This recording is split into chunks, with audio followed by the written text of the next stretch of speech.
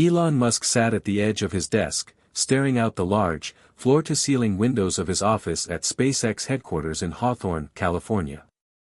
The city buzzed below him, a world of opportunities, promises, and endless ambitions. But for Elon, the view no longer brought excitement. It felt distant, almost foreign. For years, he had been building empires: Tesla, SpaceX, Neuralink, the Boring Company, each one pushing the limits of what technology could do. He had reached a level of success that few could even fathom. Yet, in the quiet moments, when the public spotlight faded and the noise of the world dimmed, Elon felt lost. What is it all for? He wondered. The money, the fame, the endless accolades. A sudden thought pierced through the fog in his mind. What if I could see the world through someone else's eyes? Not just anyone, but someone who lived without the safety net of privilege, someone who lived on the fringes of society, homeless. Elon had always believed in the power of knowledge, the power of understanding. His work at SpaceX was driven by a desire to make life multiplanetary, to ensure humanity's survival beyond Earth. His ventures at Tesla were motivated by a passion to save the environment, to accelerate the world's transition to sustainable energy. But despite his achievements, he felt a growing disconnect. The real world, with all its flaws, eluded him. The lives of the people he aimed to help were, in his mind, just data points. He had never truly understood what it was like to live in their shoes. What if I went undercover? He mused, leaning forward in his chair. What if I could experience the reality of someone who had nothing to fall back on? Someone who had no safety net, no tech empire, no billions in the bank. The thought lingered in his mind, almost teasing him. The more he considered it, the more it felt like the only way to truly understand the world beyond his bubble. Hit subscribe and leave a comment with where you're watching from. This story might just spark a new beginning. What's one thing that always pushes you forward, even when things get tough? The words of an influencer echoed in his mind. It wasn't just about sharing stories, it was about living them. Elon had always been a man of extremes. When he set his mind to something, nothing could stop him. Whether it was sending a car into space or making electric cars mainstream, he was driven by a singular desire: to break boundaries. But now, that drive was pushing him towards something entirely unexpected, something personal. He wanted to understand, to feel, to experience firsthand what it meant to live without everything he had. The more Elon thought about it, the more the idea consumed him. He couldn't just do this as a publicity stunt or for a project. He had to live it. To truly experience the life of someone who lived on the streets, he would need to become them. He needed to immerse himself fully in their world: no tech, no fame, no fortune. Elon sat back in his chair, staring at his reflection in the glass. For the first time in years, he felt uncertain. But that uncertainty was exhilarating. It felt raw. It felt real. His assistant, Sarah, knocked on the door. "Mr. Musk, your meeting with the board is in 20 minutes, she said, peeking her head inside. Elon nodded absently, his eyes still focused on the view outside. "Cancel it." "Sir?" Sarah asked, surprised. "I need some time," he said, his voice steady but filled with a quiet intensity. "I'm going to do something big." Elon wasn't the kind of man who explained himself easily. His ventures, his ideas, they often didn't make sense to the people around him. This, however, was different. It was personal. The night before his mission, Elon stood in his hotel room, looking at the plain, ragged clothes he had purchased for the experiment. They didn't look right. They didn't feel like him. There was no luxury in them, no hint of the man he had become. "This is who I am now," he thought as he changed into the worn jacket and faded jeans. "This is who I will be for the next few days." He felt a strange sense of excitement and dread. The journey ahead would push him to his limits. But he wasn't afraid. The thought of learning something new, something real, was too powerful to ignore. As Elon stepped into the night, heading toward the streets that would soon become his reality, he had no idea how much this experience would change him, how much it would shake him to his core. But one thing was certain, he was about to step into a world he had never truly known. And the lessons waiting for him would be far more profound than he could ever have imagined. What will happen next? The question echoed in his mind as he stepped into the unknown. The world had no idea. But it was about to find out. The morning air was crisp, the kind that nipped at your skin and made you shiver, even under a thick jacket. Elon stood on the busy sidewalk, his hands deep in the pockets of his worn, unremarkable coat. It was a far cry from the tailored suits he was used to, the sleek jackets that reflected his high-profile persona. But today, none of that mattered. Today, he was just another man in the crowd, blending in as best as he could. In the days leading up to his experiment, Elon had taken steps to fully immerse himself in the world of homelessness. He'd met with several individuals who had experienced life on the streets firsthand, seeking their advice on how to survive. His goal was not to just pretend to be homeless for a few hours, but to truly understand the daily struggles and mental toll of living without a home. He had spent hours learning about how the homeless lived, what kind of food they ate, how they found shelter, how they navigated the bureaucratic maze that often kept them trapped in the system. The more he learned, the more he realized how little he had truly understood about the world beyond his own bubble. The first thing he learned was that survival wasn't just about food and water, it was about security, dignity, and having a sense of humanity. Many of the people he spoke with told him that the hardest part wasn't the physical hunger or the lack of shelter. It was the mental toll, the feeling of being invisible, of being looked down upon by society. As Elon wandered the streets in his new persona, he couldn't help but notice how people looked through him. No one paid attention to the man in the ragged coat. He was just another face in the crowd. He wondered how many people, just like him, walked past without a second glance, without a shred of compassion. For the next few days, he would sleep on park benches, beg for food, and try to gather as much information as he could. But he knew that the real test would come when he finally showed up at the police station. He needed to see how the system treated people who had no choice but to be there. It was darker than he expected when the evening settled in.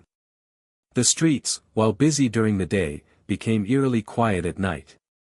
Elon found a corner near a convenience store to sit, trying to look as invisible as possible.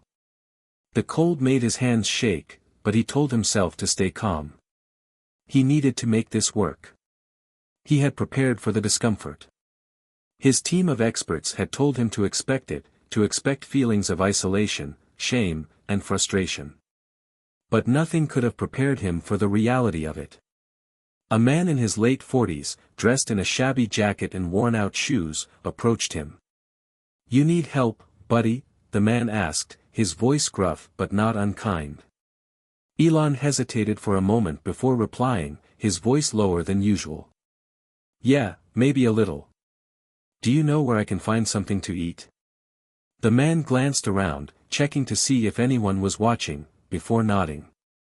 "There's a soup kitchen about a mile from here, but you gotta get in line early. They run out fast." "Thanks," Elon said, his heart pounding slightly faster. He had already prepared himself mentally for the experience of asking for help, but that didn't make it any easier. As the man walked away, Elon felt a mix of gratitude and discomfort. Asking for help, relying on someone else's kindness, it was something he had never had to do. In his world, people sought him out for answers, for assistance, for guidance. But here, on the streets, he was the one who needed to ask. The next few hours were spent wandering through the city, finding a quiet corner where he could rest without drawing attention. It was cold, and he was exhausted, but he knew this was just the beginning. Tomorrow, he would go to the police station. But as the night passed, and the cold set deeper into his bones, he couldn't shake the growing sense of helplessness that was creeping in. The next morning, after a sleepless night on the streets, Elon made his way to the local police station. He was nervous, but he also felt a strange sense of determination. He wasn't just here to observe, he was here to understand. As he approached the entrance of the station, a sense of unease settled over him.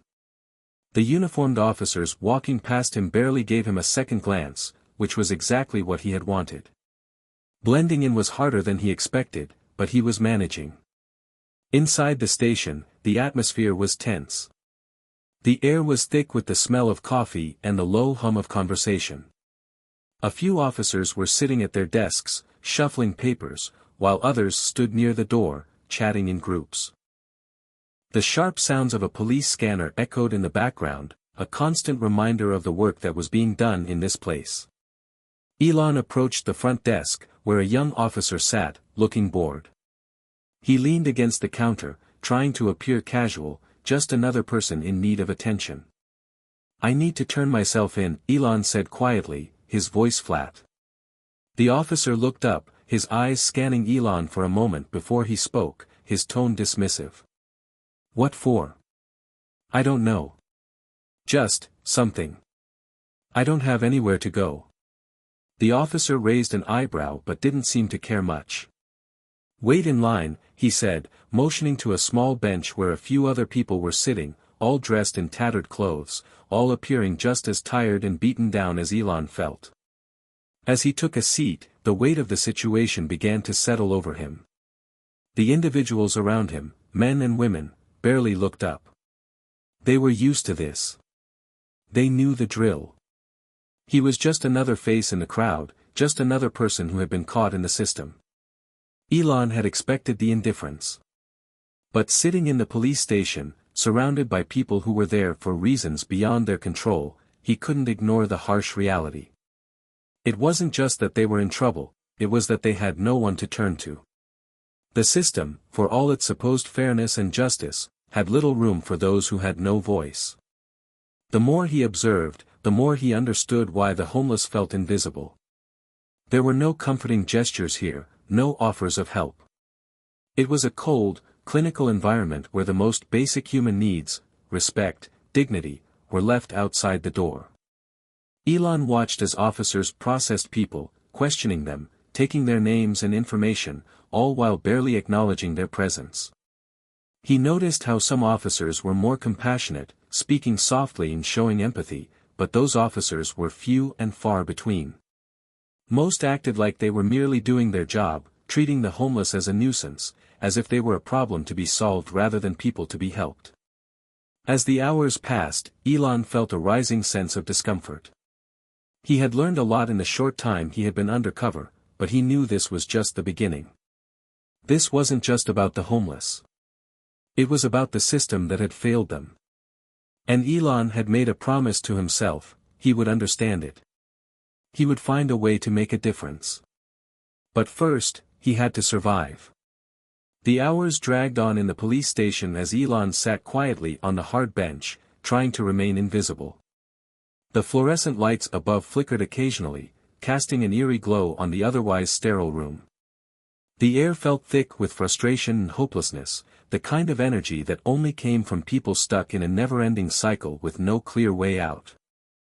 The individuals around him sat in silence, their eyes glazed over, as if they had long given up on expecting anything to change.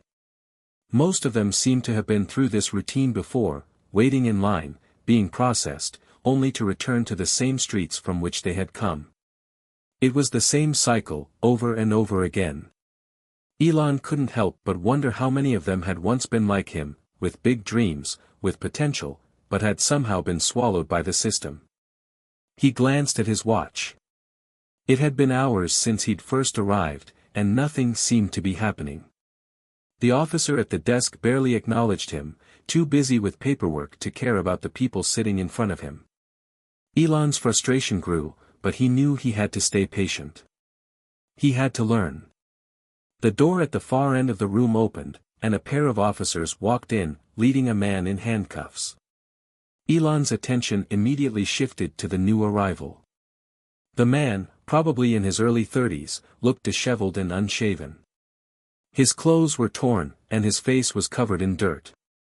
The officers roughly shoved him into a seat, and the man winced in pain. "Name?" the officer at the desk asked without looking up.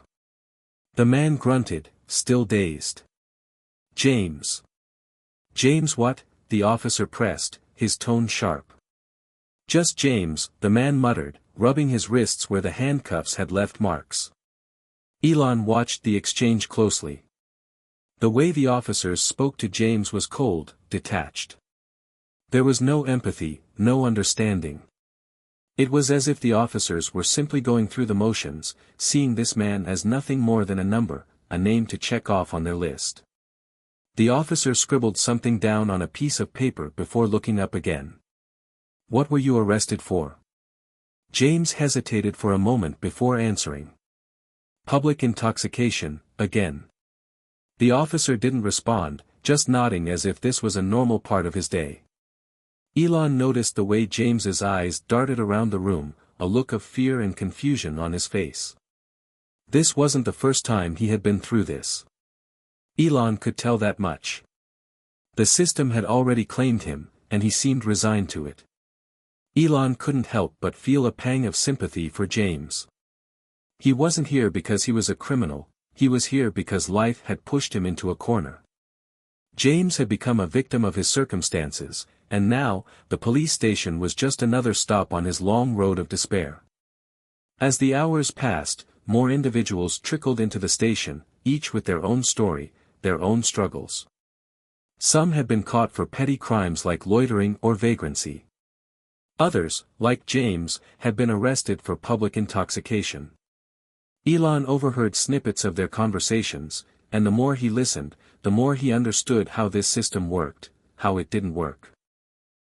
The homeless population wasn't treated as people who needed help. They were treated as a problem to be managed, to be processed, and then shoved back out into the streets. The police officers, while some were more kind than others, weren't equipped to handle the root causes of homelessness, addiction, mental health issues, a lack of affordable housing, and the sheer, brutal unpredictability of life on the streets. There was no system in place to truly help these people, there was just a system designed to push them out of sight. As Elon observed the interactions between the officers and the homeless individuals, he began to feel a rising sense of frustration. How could this be the only solution? How could society allow this to happen? He knew the world was complicated, but he also knew that technology and innovation could solve these kinds of problems. He had seen it happen before. Why couldn't it happen now? He caught sight of a woman sitting nearby, her eyes red and swollen from crying.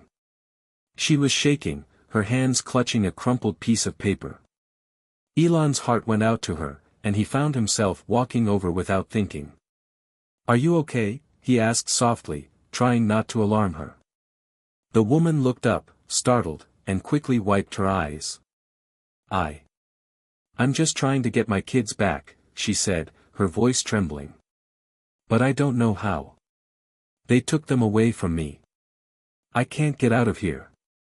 I don't have anyone left." Elon's heart sank as he listened to her story. She wasn't just a statistic. She wasn't just another face in the crowd. She was a mother, fighting to reunite with her children, and the system was making it nearly impossible for her to do so.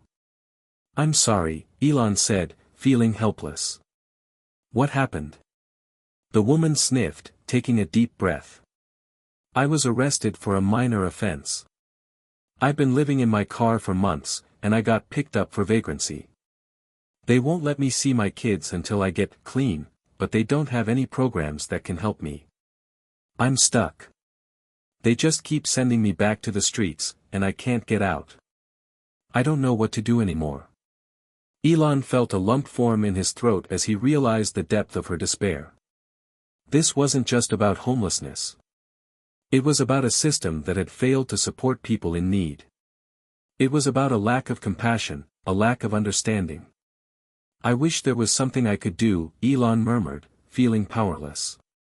The woman shook her head, a bitter laugh escaping her lips. "There's nothing you can do. Not here. Not for people like us." Elon watched her for a moment, his mind racing. He had come here to observe, to understand the reality of homelessness, but what he was seeing went far beyond what he had anticipated. This wasn't just about people being down on their luck. This was about an entire system that had become blind to the struggles of those it was meant to help. As Elon walked back to his seat, he felt a shift in his mind, a new sense of purpose. This wasn't just an experiment. This wasn't just about understanding homelessness. This was about changing it. He had always believed that technology could solve the world's biggest problems, but now he saw that the issue wasn't just about innovation. It was about empathy, compassion, and a willingness to see people for who they were, not just as numbers, not just as problems. The more he sat in the station, the more he realized that this was bigger than just his mission. This was about making a real difference in the world. Elon's experience was just beginning, but the path ahead was becoming clearer. It wasn't enough to just understand homelessness. He had to do something about it. And that something would take every ounce of his energy, his influence, and his ability to innovate. But one thing was certain, he was in this for the long haul.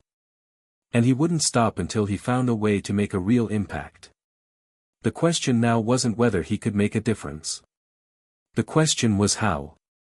The next day was just as cold and dreary as the one before, but Elon had already steeled himself for what lay ahead.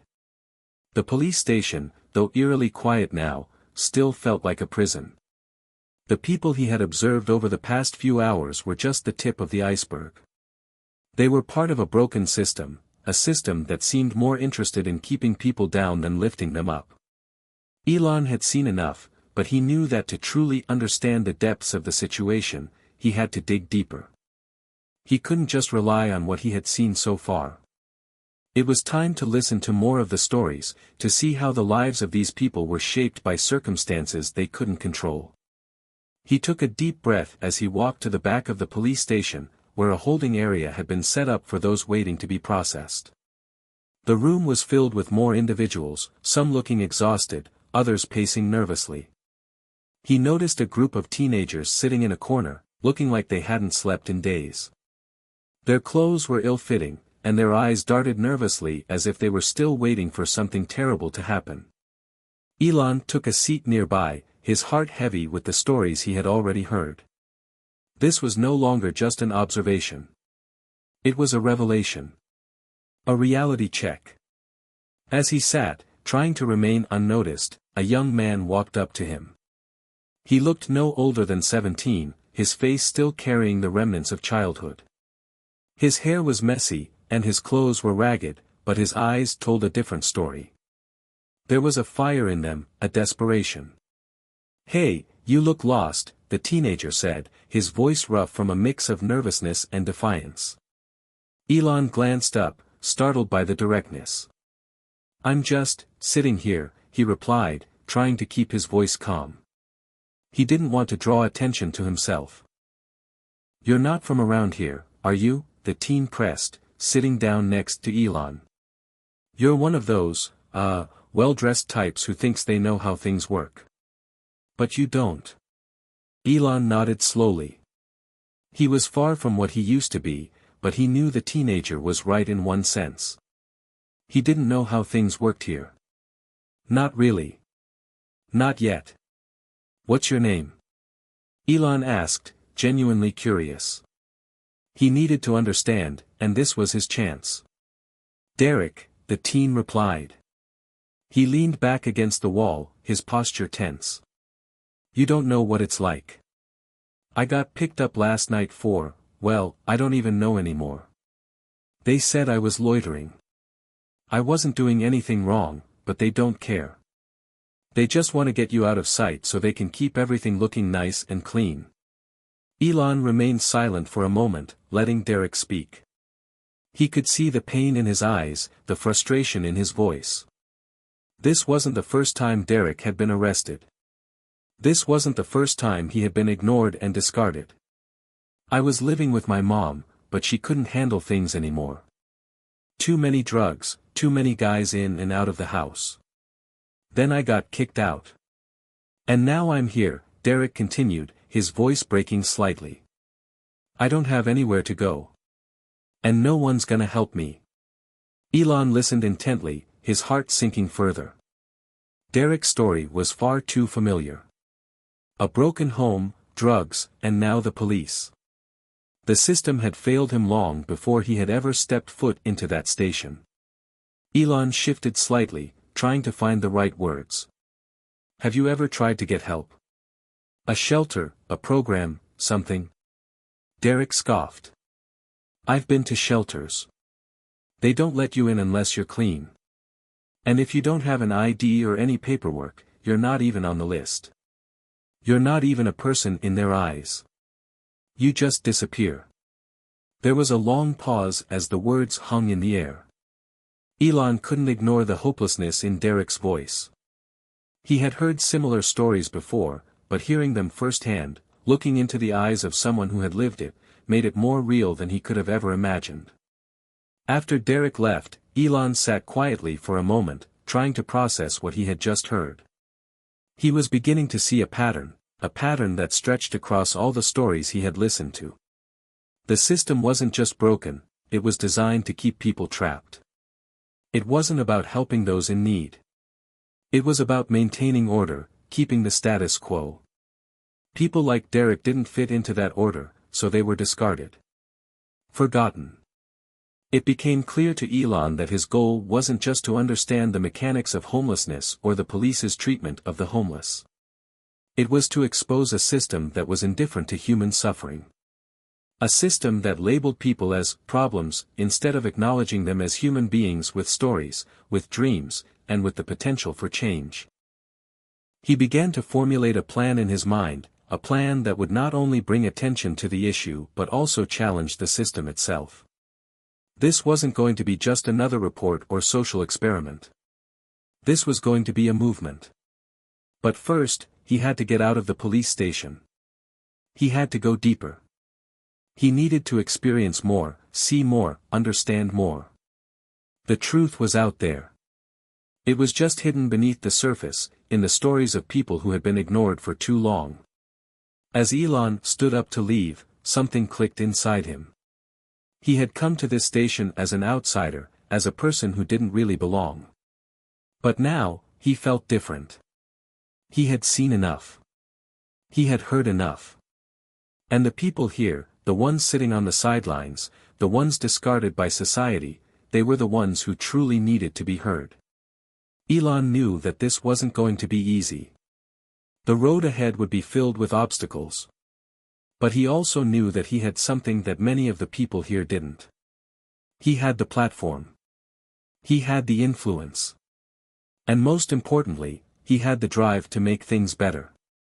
As he walked out of the police station and back into the cold, gray morning, he felt a renewed sense of purpose. He wasn't just walking away from a problem. He was about to tackle it head-on. This wasn't just about learning what it was like to be homeless.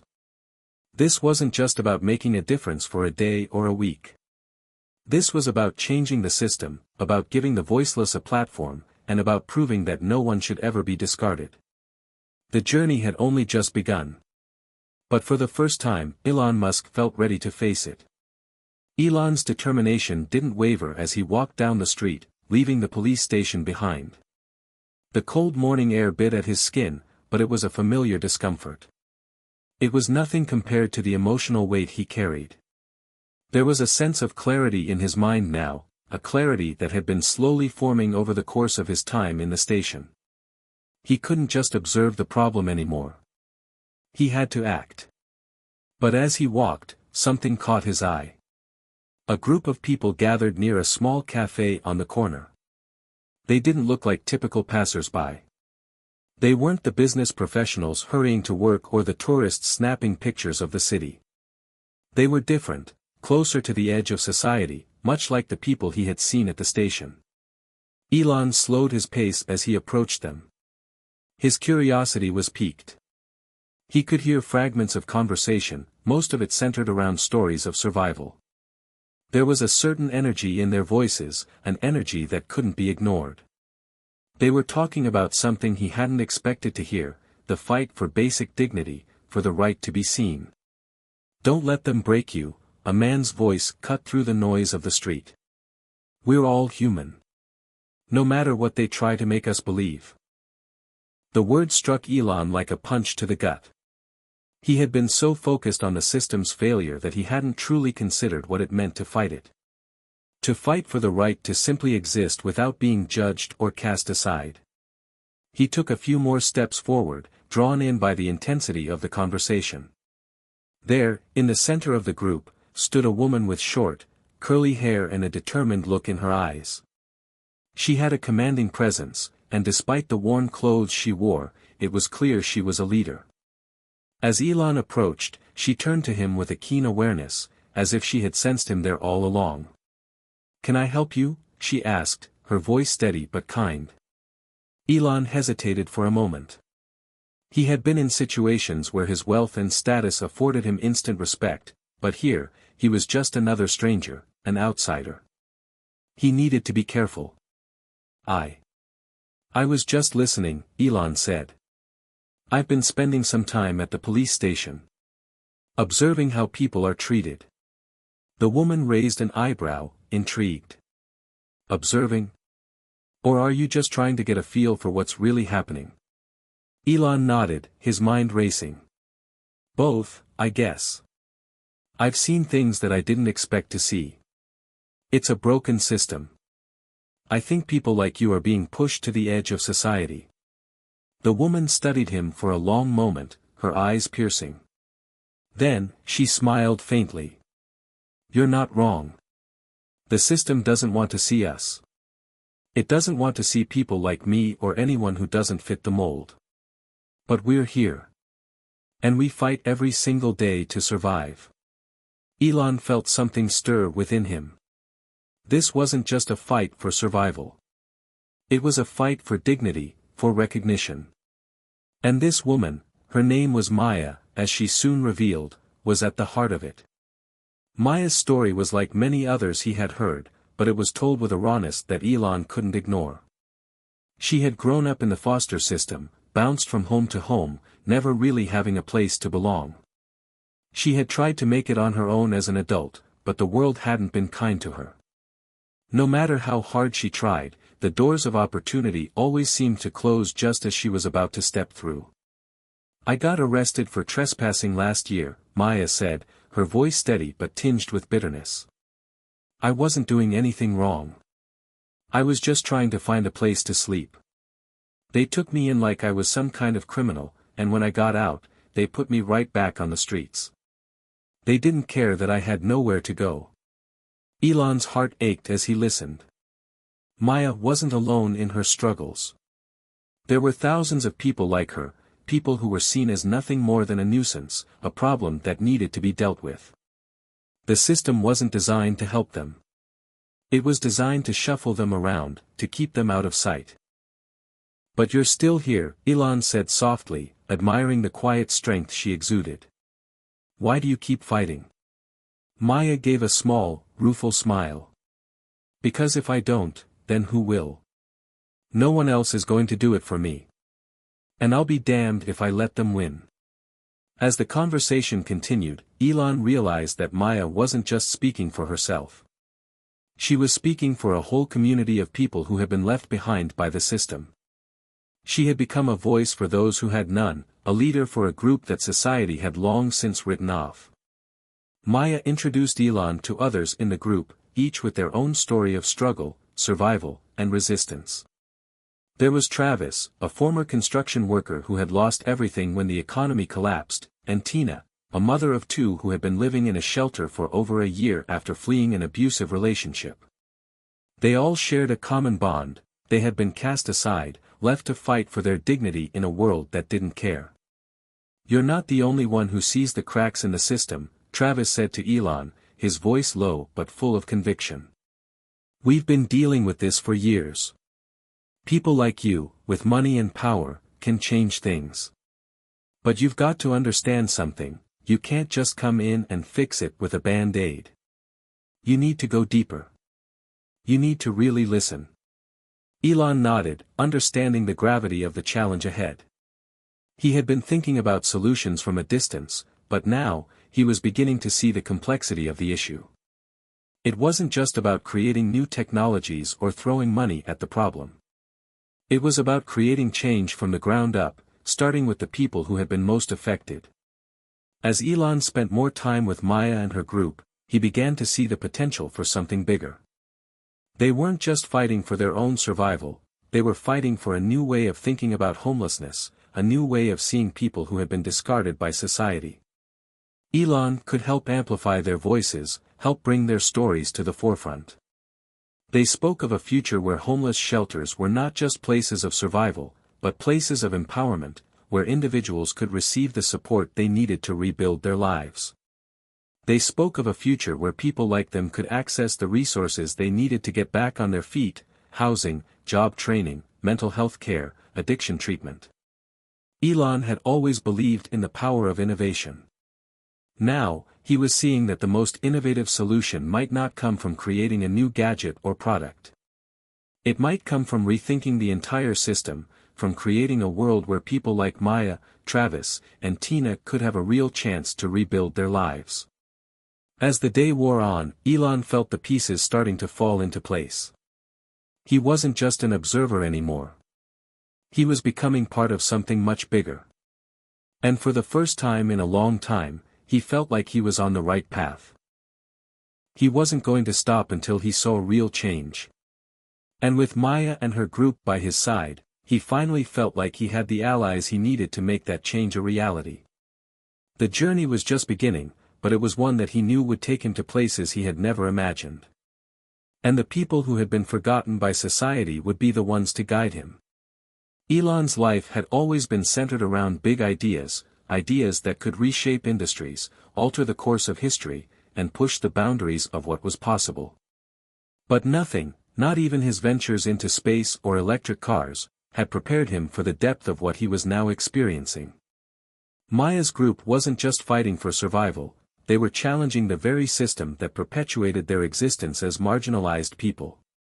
They didn't want handouts or temporary solutions. They wanted real, systemic change.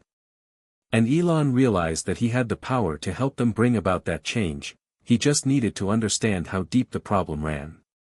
As the days passed, Elon found himself spending more time with Maya and her group. They met in a small cafe each day, exchanging stories, discussing ideas, and strategizing about how they could take action. It became clear to him that this wasn't going to be a quick fix. The problem was entrenched in every aspect of society, from housing policies to law enforcement, to the way people viewed the homeless. But as he continued to dig deeper, Elon began to realize something that he hadn't fully understood before: homelessness wasn't just a problem of economic inequality. It was a problem of humanity. It was a breakdown in the way society viewed individuals who had fallen through the cracks. It was about how those with power and privilege chose to ignore the most vulnerable. One afternoon, after several days of meeting with Maya's group, Elon decided to take a step further. He couldn't just talk to the homeless and those who had lived through it. He had to see it through the eyes of those who ran the systems that kept people in cycles of poverty and exclusion. He arranged a meeting with local government officials who were responsible for homelessness programs and social services. The meeting was uncomfortable from the start. Elon, for all his success in the business world, was a stranger in this arena. The officials weren't used to having someone like him in the room, especially not someone who had the resources to shake things up. They were skeptical, to say the least. "We've been doing things this way for years, Mr. Musk," one of the officials said dismissively as they sat around a sterile conference table. "We know what works.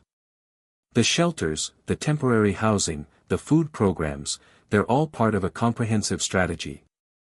The problem isn't the system. The problem is the people." Elon raised an eyebrow at that statement. "What do you mean by that? You're telling me that the system is fine, but the people are the issue?"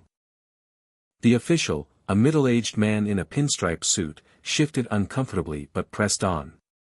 "Look, we can't keep handing out services indefinitely. People need to take responsibility for their lives. We give them the resources, but ultimately, they need to change their mindset. Most of the homeless population suffers from addiction or mental health issues. They won't get better unless they want to. Elon was taken aback. He had heard similar arguments before, but hearing them from someone who was supposed to be a part of the solution felt different. It was the same line of thinking he had seen with many businesses or even governments before, blaming the victims, rather than addressing the root causes of their suffering.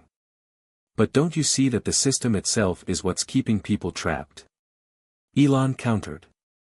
How can people recover if they don't have access to stable housing, mental health support, or job opportunities? You're setting them up to fail. The room fell silent. The officials weren't used to someone questioning their methods, and it made them uncomfortable.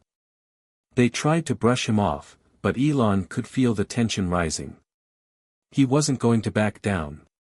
I'm not saying that people don't need to take responsibility for their actions, Elon continued. But you can't expect someone to pull themselves up by their bootstraps when they have no boots to begin with.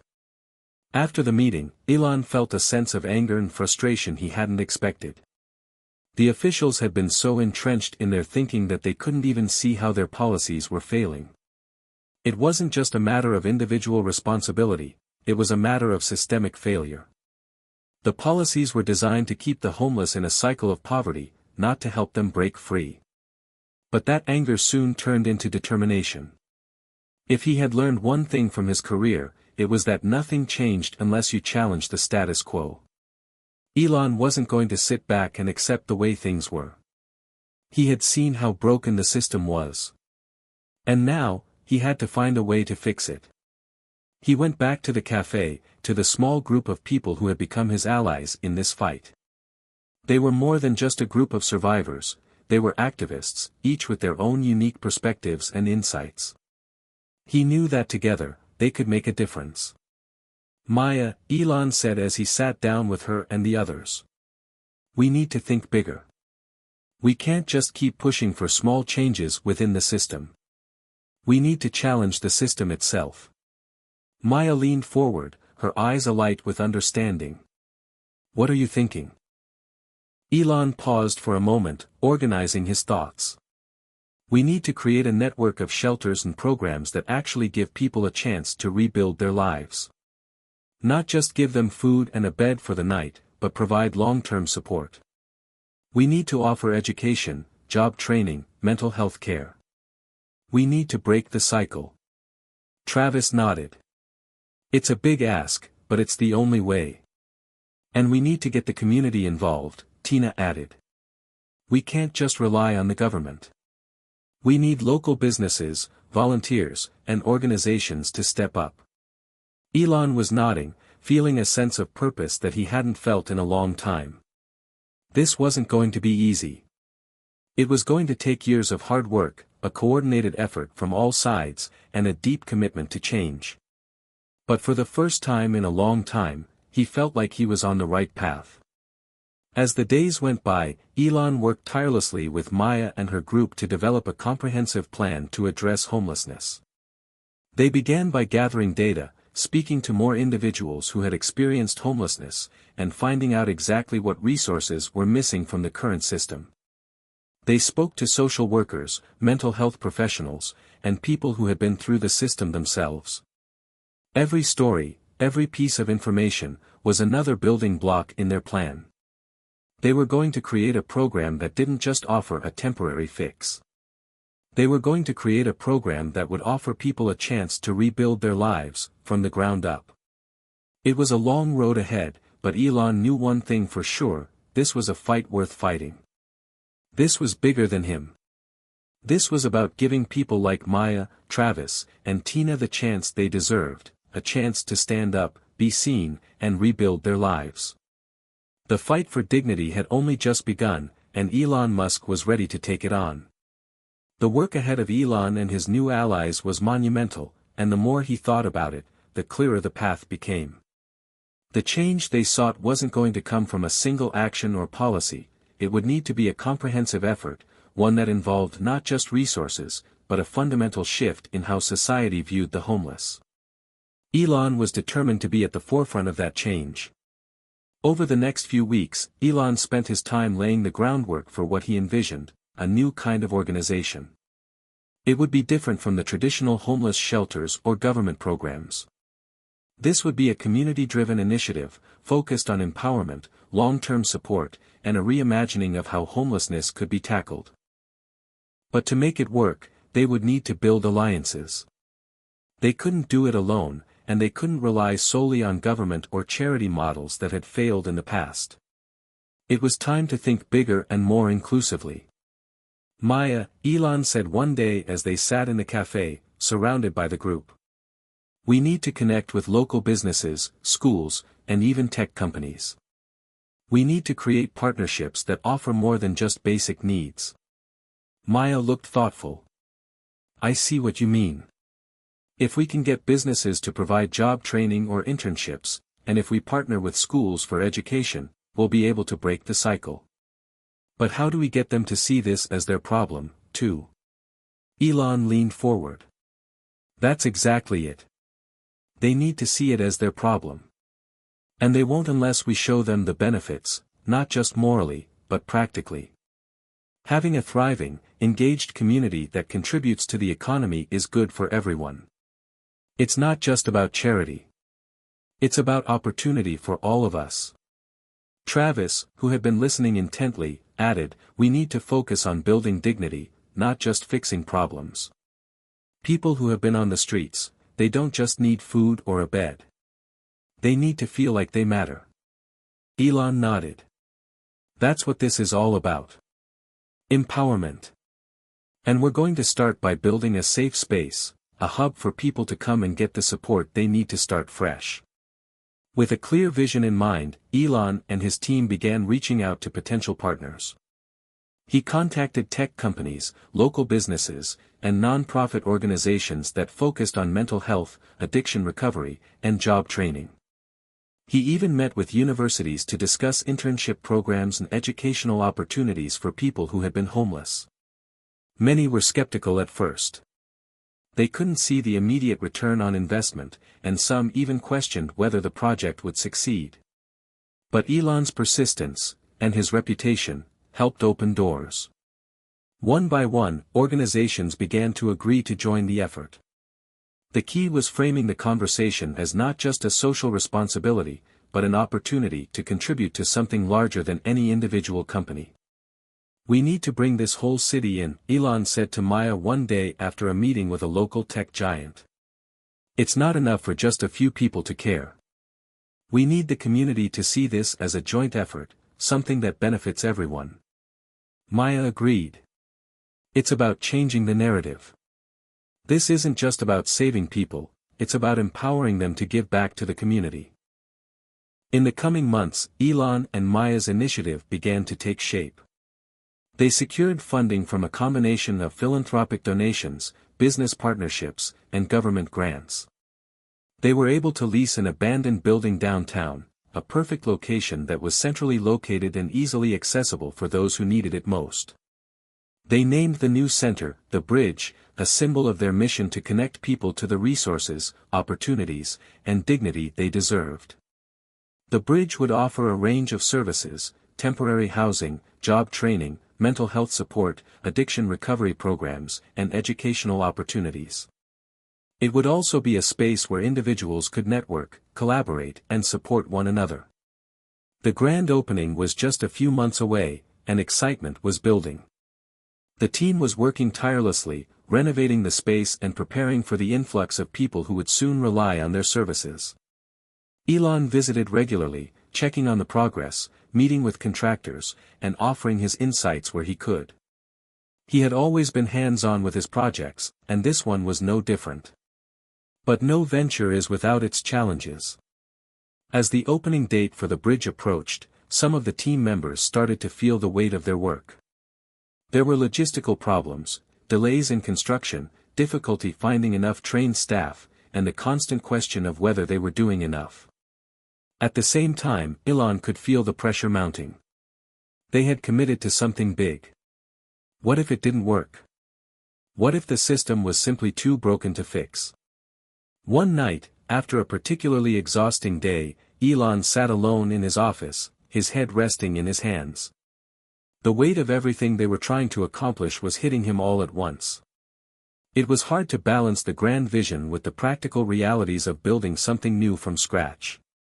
He had never backed down from a challenge before, but this felt different.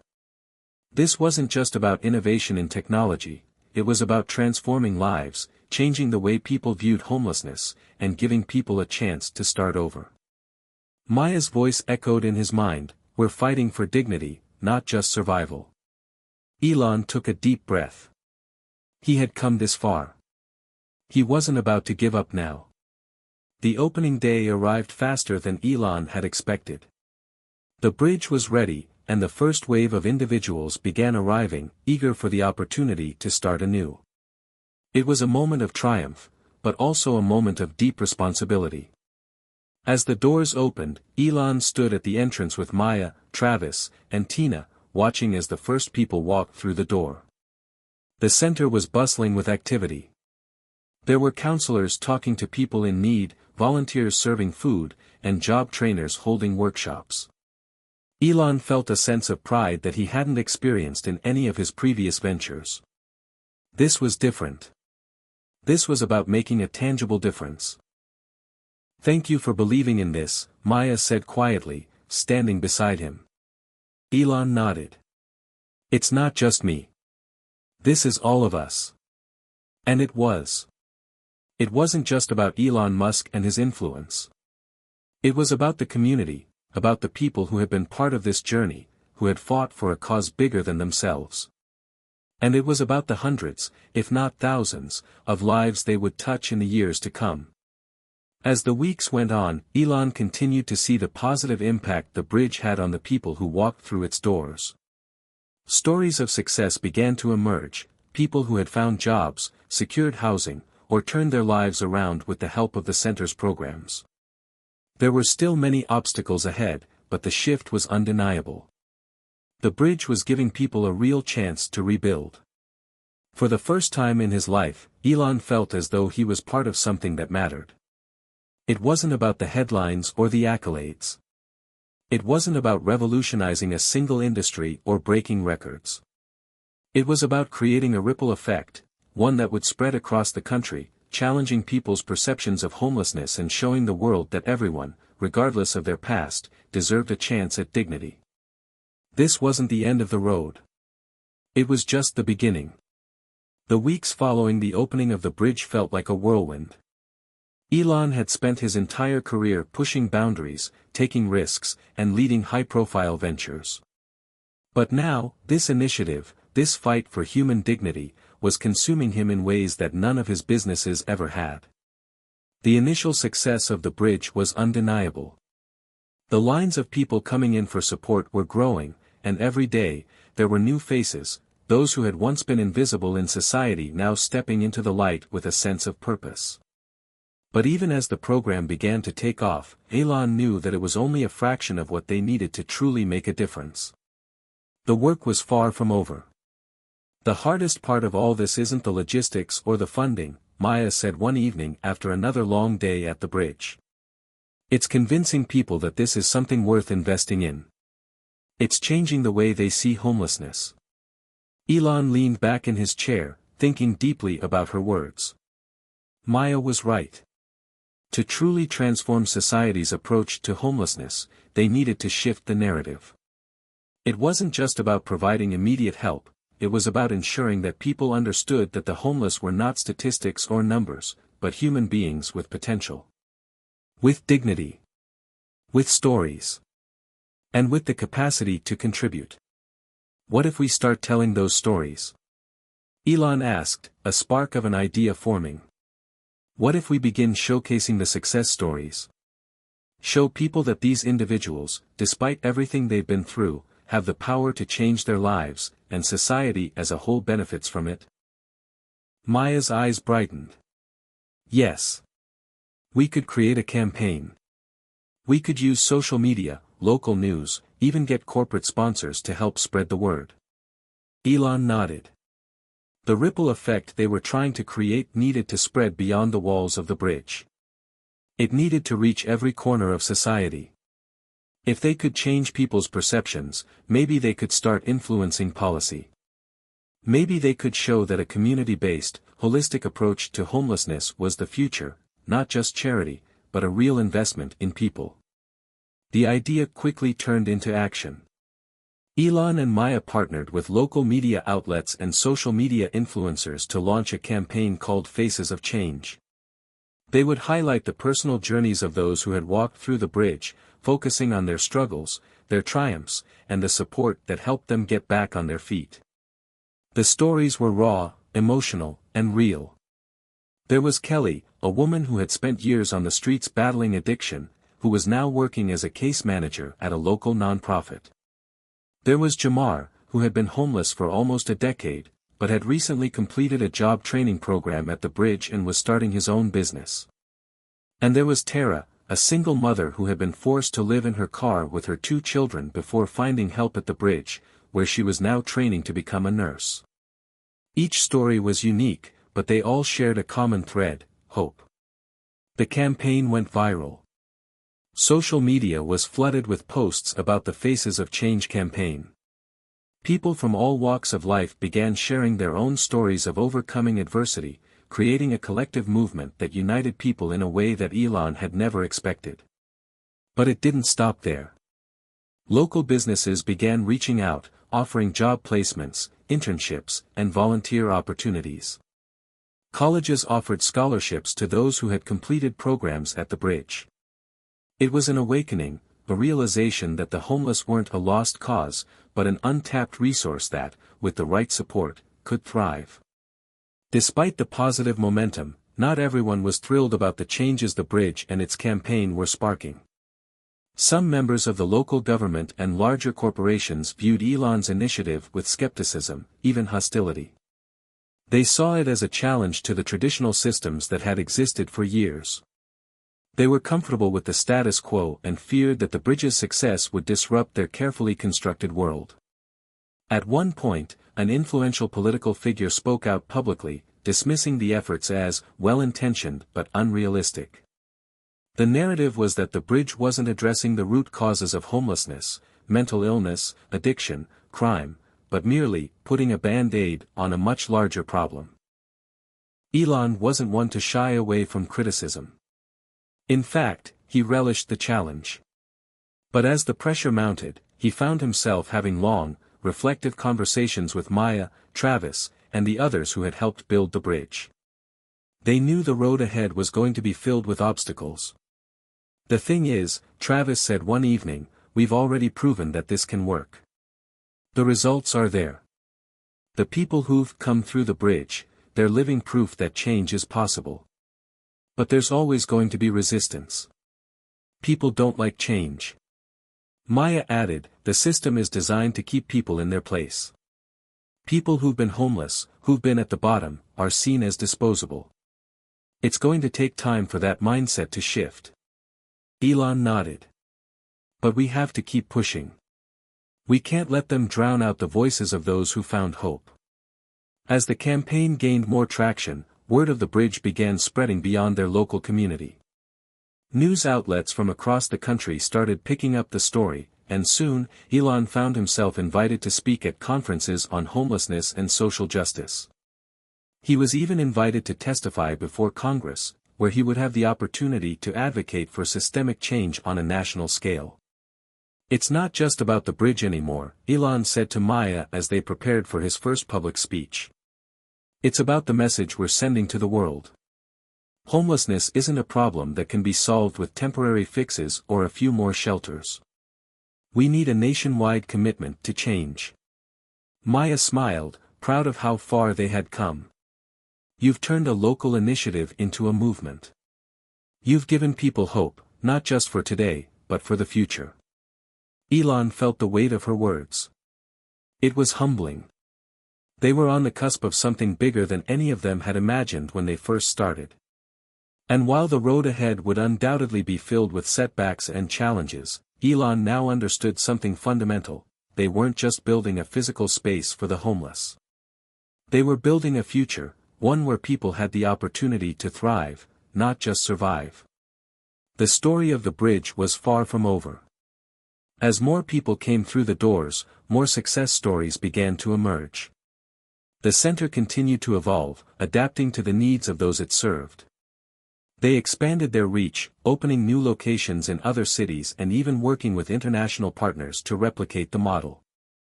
But the true impact of the work wasn't just seen in the physical spaces or the job placements. It was seen in the way people's lives were transformed, their dignity restored, their potential realized. Elon Musk had set out to change the world in ways few people could imagine. But as he stood at the bridge, watching a new generation of empowered individuals walk through the doors, he realized that the most profound change came not from the technologies he had built, but from the lives he had touched. This was only the beginning. The momentum surrounding the bridge was building, and with each passing day, it seemed like the world was taking notice. Elon and his team had created a model that was revolutionizing the way people thought about homelessness. The next phase was going to be crucial, not just for their local community, but for everyone who had ever been affected by homelessness in some way. Elon sat in his office at the bridge, his gaze focused on the documents in front of him. They had accomplished so much already, but the next step was looming. They had received an offer to expand their reach into new cities, but with that expansion came new challenges. Funding, staffing, and logistics would all need to be scaled, and there was also the matter of maintaining the integrity of the original model. Is this the right move? Elon muttered to himself, tapping his pen on the desk. The decision wasn't an easy one. They had built something incredible, but now the pressure to grow was heavier than ever. They couldn't lose sight of the mission. The goal was always to empower those who had been forgotten, but there was a risk that scaling too quickly could compromise their approach. Maya, who had become more than just a trusted ally, walked into the office and noticed the concerned look on his face. "What's going on?" Elon looked up at her, his expression a mixture of determination and uncertainty. "We have an opportunity to expand, other cities are asking us to come in, and it could make a huge difference. But I'm not sure if we're ready." Maya sat down across from him. "It's natural to be cautious, Elon. But think about the bigger picture. You've always said that you want to change the world, not just create another business. This is your chance to make that happen." Elon sighed. "I know. But there's so much at stake. I don't want to risk losing the core of what we've built." Maya smiled gently. "Then don't lose it. Grow, but keep the heart of what we're doing intact. We've seen firsthand how transformative this can be. It's not just about the facilities, the resources, or the funding, it's about the community. If we can take that model, and adapt it to different cities, we can create a network of people who are all working together for the same goal." Elon nodded slowly, beginning to feel the weight lift off his shoulders. Maya was right. If they stayed true to their mission and values, they could replicate their success in new locations. It wasn't about just building more buildings, it was about connecting communities, telling the stories of those who have been left behind, and inspiring others to join the cause. With a renewed sense of purpose, Elon and the team began to work on the expansion plan. They started by reaching out to other cities where homelessness was a significant issue, including places like Los Angeles, New York, and Chicago. They also began engaging with potential partners, local businesses, nonprofits, and even local governments, that could help make the transition easier. But scaling up wasn't as simple as just building more bridges. Each city had its unique challenges. In Los Angeles, for instance, the cost of real estate was astronomical, making it difficult to find suitable locations for the centers. In Chicago, there was a greater need for mental health services, while New York required a more comprehensive approach to job training and affordable housing. Each new location meant that Elon and his team had to tailor their approach to meet the specific needs of the community. They couldn't simply transplant the same model everywhere and expect it to work. The bridge had always been about customization, about meeting people where they were and offering the kind of support they truly needed. Elon knew that every new center would need to be just as personal, just as individualized, as the original bridge in their home city. As the plan for expansion took shape, Elon realized that the next step was more than just adding new facilities. He had to bring in new partners, people who could provide expertise in areas where they lacked experience. One of the first calls he made was to a well-known expert in affordable housing, Dr. Sarah Thompson. She had spent years working with government organizations and private developers to create sustainable housing solutions for low-income individuals and families. If they were going to build lasting solutions for homelessness, they would need her expertise. Dr. Thompson, I've seen the work you've done, and I think we need you on this project, Elon said during their first conversation. We're looking to create not just temporary solutions, but sustainable, long-term housing for people. We want to help people get back on their feet, and that means providing them with the stability of a home. Dr. Thompson was intrigued by Elon's vision, but she was cautious. Homelessness isn't just a housing problem. It's a mental health issue, an addiction issue, a social issue. It's going to take a multifaceted approach to make a real difference. Elon agreed. Exactly. That's why the bridge is more than just a place to stay. It's a community. A place for people to heal and rebuild their lives. Sarah nodded. All right. I'm in. But we'll need to start from the ground up. We'll have to partner with mental health organizations, addiction recovery centers, and job training programs. With Sarah on board, Elon's team expanded to include experts in various fields, nutritionists, social workers, counselors, and job trainers. They knew that creating a sustainable model meant offering holistic support, not just a roof over people's heads. As with any large-scale project, there were bumps along the way. In each new city, they faced resistance, whether it was from local governments, wary communities, or even internal struggles within their own team. There were moments of doubt, of tension, and of frustration. In Los Angeles, they faced zoning issues that delayed their opening by several months. In Chicago, they struggled to find enough affordable housing options for those who needed it most. And in New York, the sheer volume of people in need made it difficult to prioritize and allocate resources effectively. But Elon was no stranger to obstacles.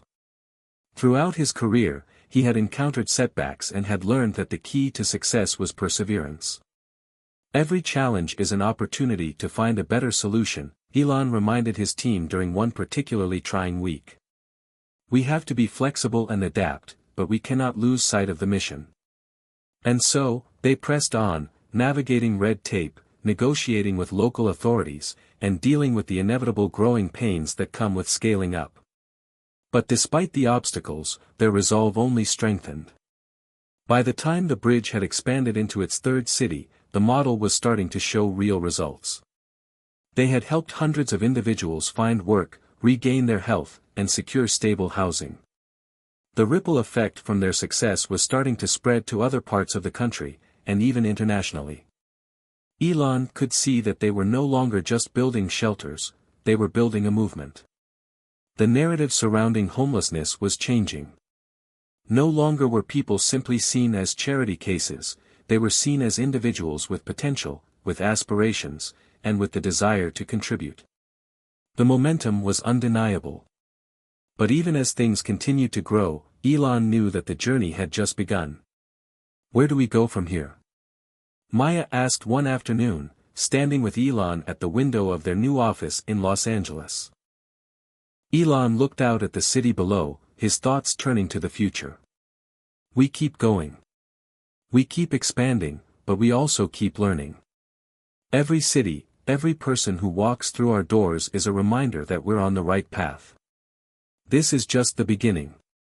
As the bridge continued to expand, Elon Musk and his team remained focused on their ultimate goal, to change the way society viewed homelessness. They weren't just solving a problem, they were rewriting the story, creating a world where everyone had the opportunity to thrive. The future was full of possibilities. And with each new city, each new life transformed, Elon could see that the world was starting to change for the better. And in that, he found his greatest achievement yet. With the bridge's expansion taking hold, the movement that Elon had initiated was beginning to pick up a life of its own. The ripple effect continued to build, reaching new corners of the country, and with it, new voices began joining the chorus. The effort to humanize homelessness and restore dignity to those affected was becoming more than just a local initiative, it was becoming a global conversation. The rapid growth of the bridge came with its own set of challenges. Despite the successes and widespread recognition, there were those who continued to resist the change. Politicians, old-school philanthropists, and even some of the public were still clinging to outdated, punitive approaches to homelessness. The entrenched systems were powerful, but Elon wasn't ready to back down. At a high-profile fundraising event for the bridge in New York, Elon met one such critic, Senator Mark Branson, a long-serving politician with deep ties to the city's entrenched political establishment. "You can't just throw money at a problem and expect it to go away, Musk," Senator Branson remarked bluntly as they shook hands. "You're looking at this from an idealistic lens, but homelessness is far more complicated than you think. You're not solving anything by making them comfortable." Elon, ever the disruptor, wasn't intimidated by the senator's harsh criticism. He had seen enough to know that what he was doing was more than just throwing money around. This was about offering people a chance to rebuild their lives, not by making them comfortable, but by providing them with opportunities. "I disagree," Elon replied calmly, his tone measured. "It's about more than comfort. It's about dignity. The system we have right now doesn't work. Giving people real support, access to jobs, healthcare, and a sense of community, that's how you solve the problem." Branson scoffed. "And you think you have all the answers?" "I don't have all the answers," Elon said, maintaining eye contact, "but I know we're on the right path. And the results speak for themselves." Branson's frown deepened, but he didn't argue further. While the senator wasn't ready to endorse the bridge's model, the fact that Elon could stand his ground in front of such powerful opposition was a testament to his commitment. He wasn't just fighting for the homeless, he was fighting for a better way to look at society's most vulnerable. The growth of the bridge wasn't only about expanding geographically, it was also about building partnerships with communities, governments, and organizations that could further the cause. One of the most critical partnerships they secured was with the Department of Veterans Affairs, VA, recognizing that a significant portion of the homeless population was made up of veterans who had served the country but were now living on the streets. Through a joint initiative with the VA, the bridge was able to provide dedicated services for veterans, including mental health counseling, job training programs, and a focus on rebuilding their lives after the trauma of war. This collaboration brought newfound credibility to the bridge's approach and helped shed light on the specific needs of veterans who had fallen through the cracks. Elon was on the phone with Dr. Carol Hammond, a psychiatrist who specialized in PTSD and had been working with veterans for years. "We're making a real difference, Carol," he said, his voice full of optimism. "The bridge isn't just about providing temporary housing anymore, it's about providing a real pathway to recovery." Dr. Hammond, who had seen firsthand how damaging war could be to the psyche of soldiers, agreed. "I've been advocating for years that we need a more comprehensive approach to homelessness, especially for our veterans. You've built something that not only addresses their immediate needs but offers long-term support. I'm proud to be a part of it." Together, the bridge and the VA worked to ensure that veterans received the specialized care they needed, something that had long been absent from traditional shelter models. It was a significant win, one that further validated the program's holistic approach to homelessness. As the project continued to evolve, Elon began to realize something deeper. To truly change the systemic issues surrounding homelessness, the bridge would need to go beyond just helping individuals. It needed to reshape the entire societal infrastructure that contributed to the problem. He gathered his team for a brainstorming session, eager to take the bridge to the next level. "We've built something great, but we need to aim higher. We've proven that it's possible to change lives, but now we need to look at how we can change the policies that have allowed homelessness to persist in the first place." Maya, ever the strategist, leaned forward. "You're talking about policy reform, right? We need to start advocating for a larger framework, something that addresses the root causes, not just the symptoms. Elon nodded. Exactly. We need to push for affordable housing initiatives, better mental health services, and more investment in job creation for people on the margins of society. And we can't just wait for the government to do it. We need to take action, lead by example. One of the most profound realizations for Elon was understanding that solving homelessness wasn't just about opening more centers or giving more money, it was about changing the mindset of society. People needed to understand that homelessness wasn't a personal failing, but a systemic issue that demanded collective action. As the bridge continued to grow, the pushback from certain quarters remained. Some media outlets continued to criticize the program for its soft approach, accusing it of coddling people who were simply lazy or unwilling to work.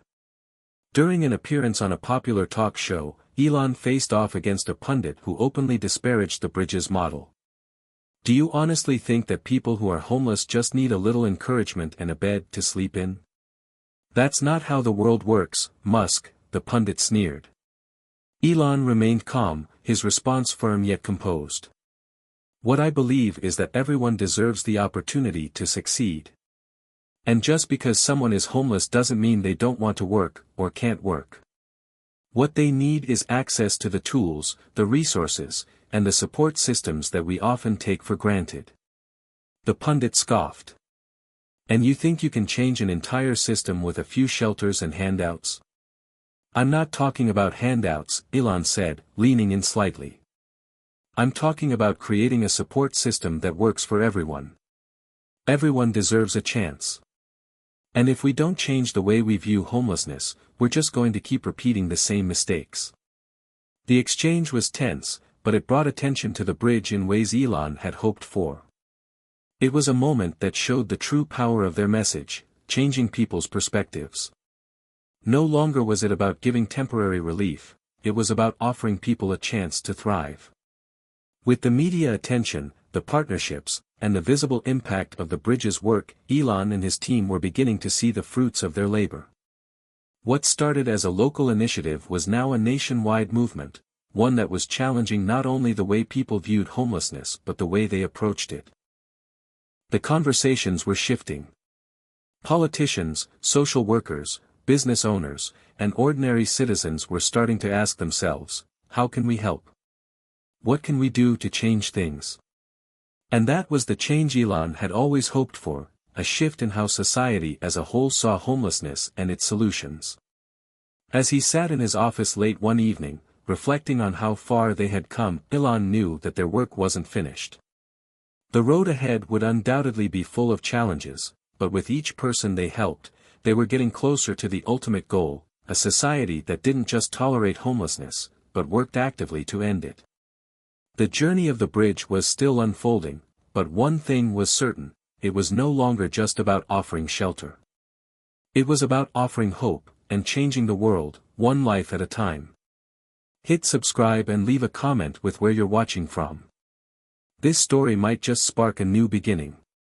What's one thing that always pushes you forward, even when things get tough? As the expansion of the bridge continued, Elon's commitment to the cause was only becoming more apparent. The growing success had its own weight, and with each victory came new challenges.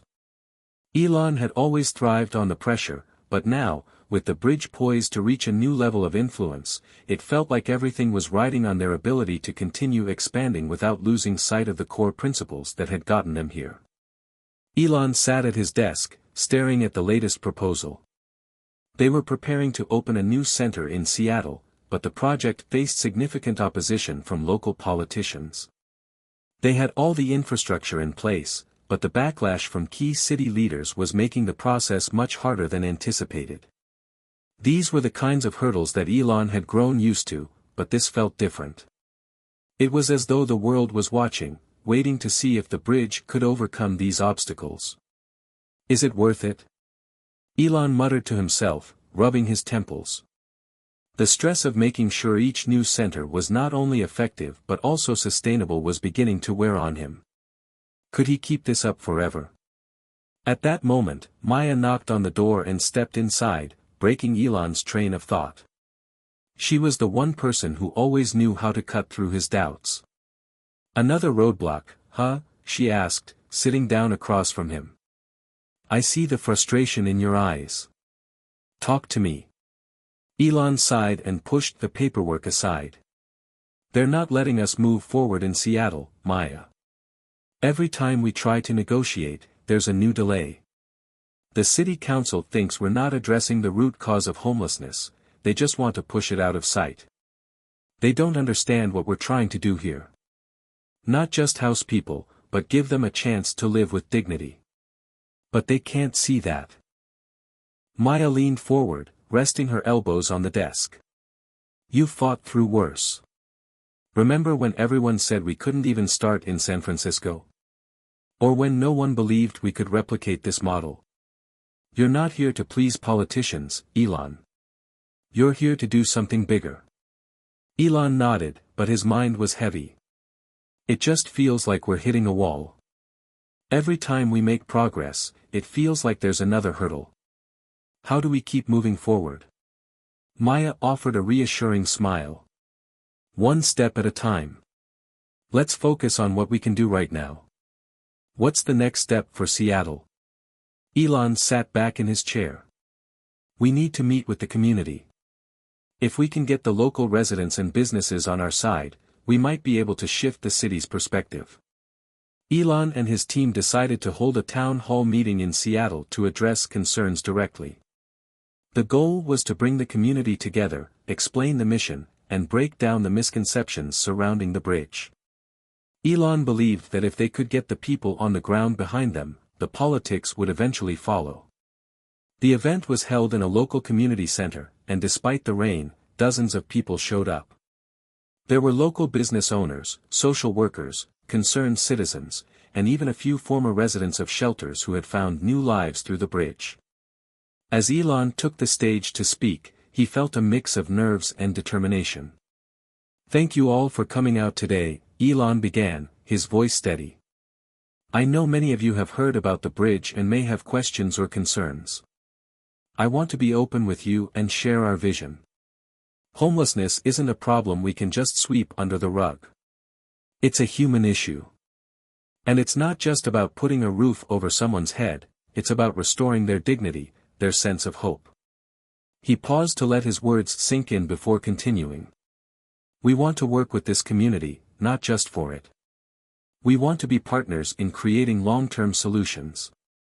Our model is focused on giving people the tools they need to rebuild their lives, jobs, housing, healthcare, mental health support, everything they need to thrive. But we can't do this alone. We need your help." The room was quiet for a moment. Then, a local business owner, a woman named Karen, stood up. "I was skeptical at first. But I've seen people who have come through the bridge, and they've become my best employees. They've turned their lives around. If you're doing what you say you're doing, I'm in." The audience erupted into applause. Elon smiled, feeling the energy shift. "That's exactly what we want. A community that works together. We're not asking for handouts, we're asking for an opportunity to help people help themselves." The meeting continued with questions and answers, and by the end of the evening, there was a palpable sense of hope in the room. People were beginning to see the bridge not just as a shelter, but as a force for change. The very next day, Elon got a call that he wasn't expecting. The Seattle City Council had agreed to grant the bridge a conditional permit to move forward with the center, but there were strings attached. They were being required to show specific data on the effectiveness of the program before it could be fully approved. It was a win, but it wasn't the clear path they had hoped for. The conditions felt like another hurdle, but perhaps this one could be turned into an opportunity. "You got them," Maya said, reading the email Elon had just received. "This is a huge win. You just need to prove the model works, and you're in." Elon rubbed his eyes. "Yeah, but they want us to prove it on their terms, not ours. It's frustrating. We've been running this for years and seen success. Why can't they just trust us?" Maya smiled gently. "Because they've seen it fail before, Elon. They've seen promises that didn't deliver. You've been proving them wrong every step of the way. This is just another test. Elon looked at the data again, realizing that Maya was right. If he could show that their model worked, on their terms, there would be no stopping the bridge's growth. But this challenge would require more than just proving statistics. It would take a personal commitment to building trust within Seattle's leadership. As the weeks passed, Elon and his team worked tirelessly to gather the data required by the city. They tracked the success stories, the employment rates of former residents, the improvements in mental health, and the long-term effects of the bridge's support. They reached out to partners in the community to back up their findings, and they worked directly with the people who had been through the program, asking them to share their stories. In the midst of this intense work, Elon found moments of comfort in the relationships he had built along the way. Maya's steady presence, Dr. Hammond's insights into mental health, and Sarah Thompson's expertise in housing were invaluable. One evening, as they sat in a quiet office reviewing the data together, Elon finally spoke up. "You know, I've spent my whole life chasing after things, innovations, projects, ideas. But this feels different. It's not just about building something new, it's about changing people's lives for the better." Maya looked at him with a small, knowing smile. "And that's why you're doing it, Elon. Because you know this matters." Elon smiled, feeling more certain than ever. The pressure was still there, but the clarity was stronger. They were building something that would last. This wasn't just about proving a point to politicians or critics, it was about transforming lives. And in that, he found purpose. As the data rolled in and the support continued to grow, the momentum of the bridge seemed unstoppable. Elon knew that every city they reached, every life they touched, brought them closer to the ultimate goal. The journey was far from over, but the pieces were falling into place. With the breakthrough in Seattle, Elon realized something profound. It wasn't the hurdles that defined them, it was how they responded to them. Each challenge was an opportunity to grow, to build, and to prove that change was possible.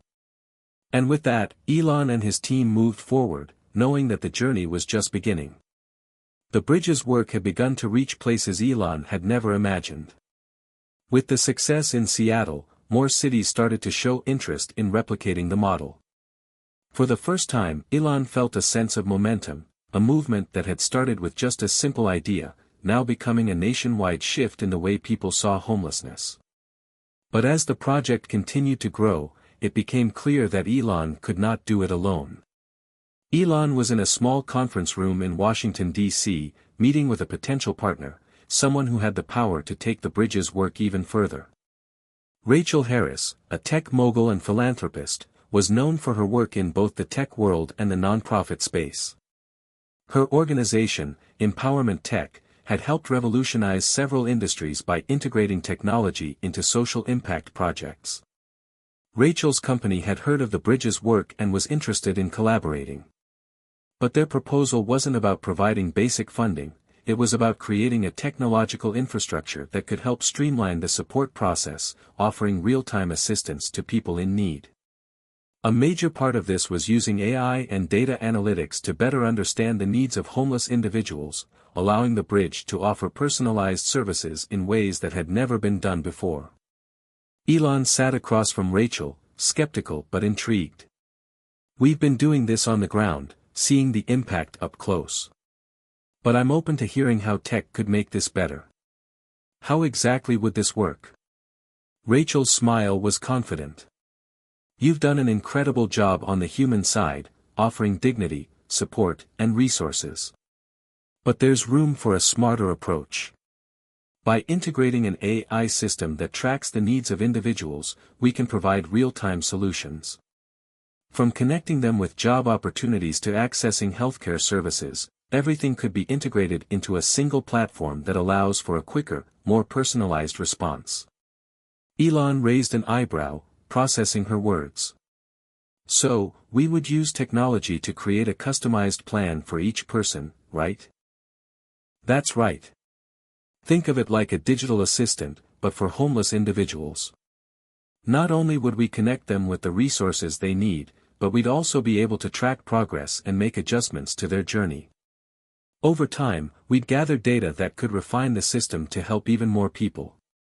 Elon leaned back in his chair, mulling it over. The bridge has always been about human connection. But if this technology can amplify that, without losing the personal touch, I think it's worth considering. Rachel nodded, sensing the opportunity. Imagine a world where we're not just helping people on a case-by-case basis, but where every person in the system is tracked, supported, and guided in real time. We could take this nationwide, and eventually, global. Elon felt a spark of excitement. This was the kind of innovative thinking that had driven his career for years, finding ways to use technology to improve lives. If anyone could bring this vision to life, it was Rachel and her team at Empowerment Tech. After several weeks of planning and discussions, the Bridge and Empowerment Tech officially announced their partnership. The integration of AI and data analytics would begin in select cities, starting with San Francisco. The goal was to create a pilot program that would blend the best of human support with the power of technology. Elon, Maya, and the team gathered at the San Francisco office to strategize the implementation. This could be a game changer, Maya said, looking over the proposal. But it's important we keep the human element. We can't let the tech overshadow the personal relationships we've built. Elon agreed. I don't want anyone to feel like they're just a data point. We can't lose sight of what makes the bridge different. This is about real people and real stories. Technology should support that, not replace it. Rachel joined the meeting remotely, her face appearing on the screen. I completely agree. The tech we're building is designed to help the people you're working with, not to take over their journey. Think of it like a tool for your staff, allowing them to spend more time on the personal side of things, rather than wasting time on administrative tasks. We want this to enhance your current model, not disrupt it. Elon nodded, feeling reassured. Let's get started. The first phase of the project was challenging, as expected. Integrating a complex technological system into the existing structure of the bridge required careful coordination. The team worked tirelessly with Empowerment Tech to develop the app that would serve as the central hub for the initiative. The app would connect clients to available resources, provide caseworkers with real-time data on the individuals they were working with, and even track progress through personalized action plans. At the same time, Elon made sure that every staff member at the bridge received training on how to use the new tools without losing sight of their compassionate approach. It was essential that the technology didn't become a barrier, but rather a bridge to greater efficiency and support.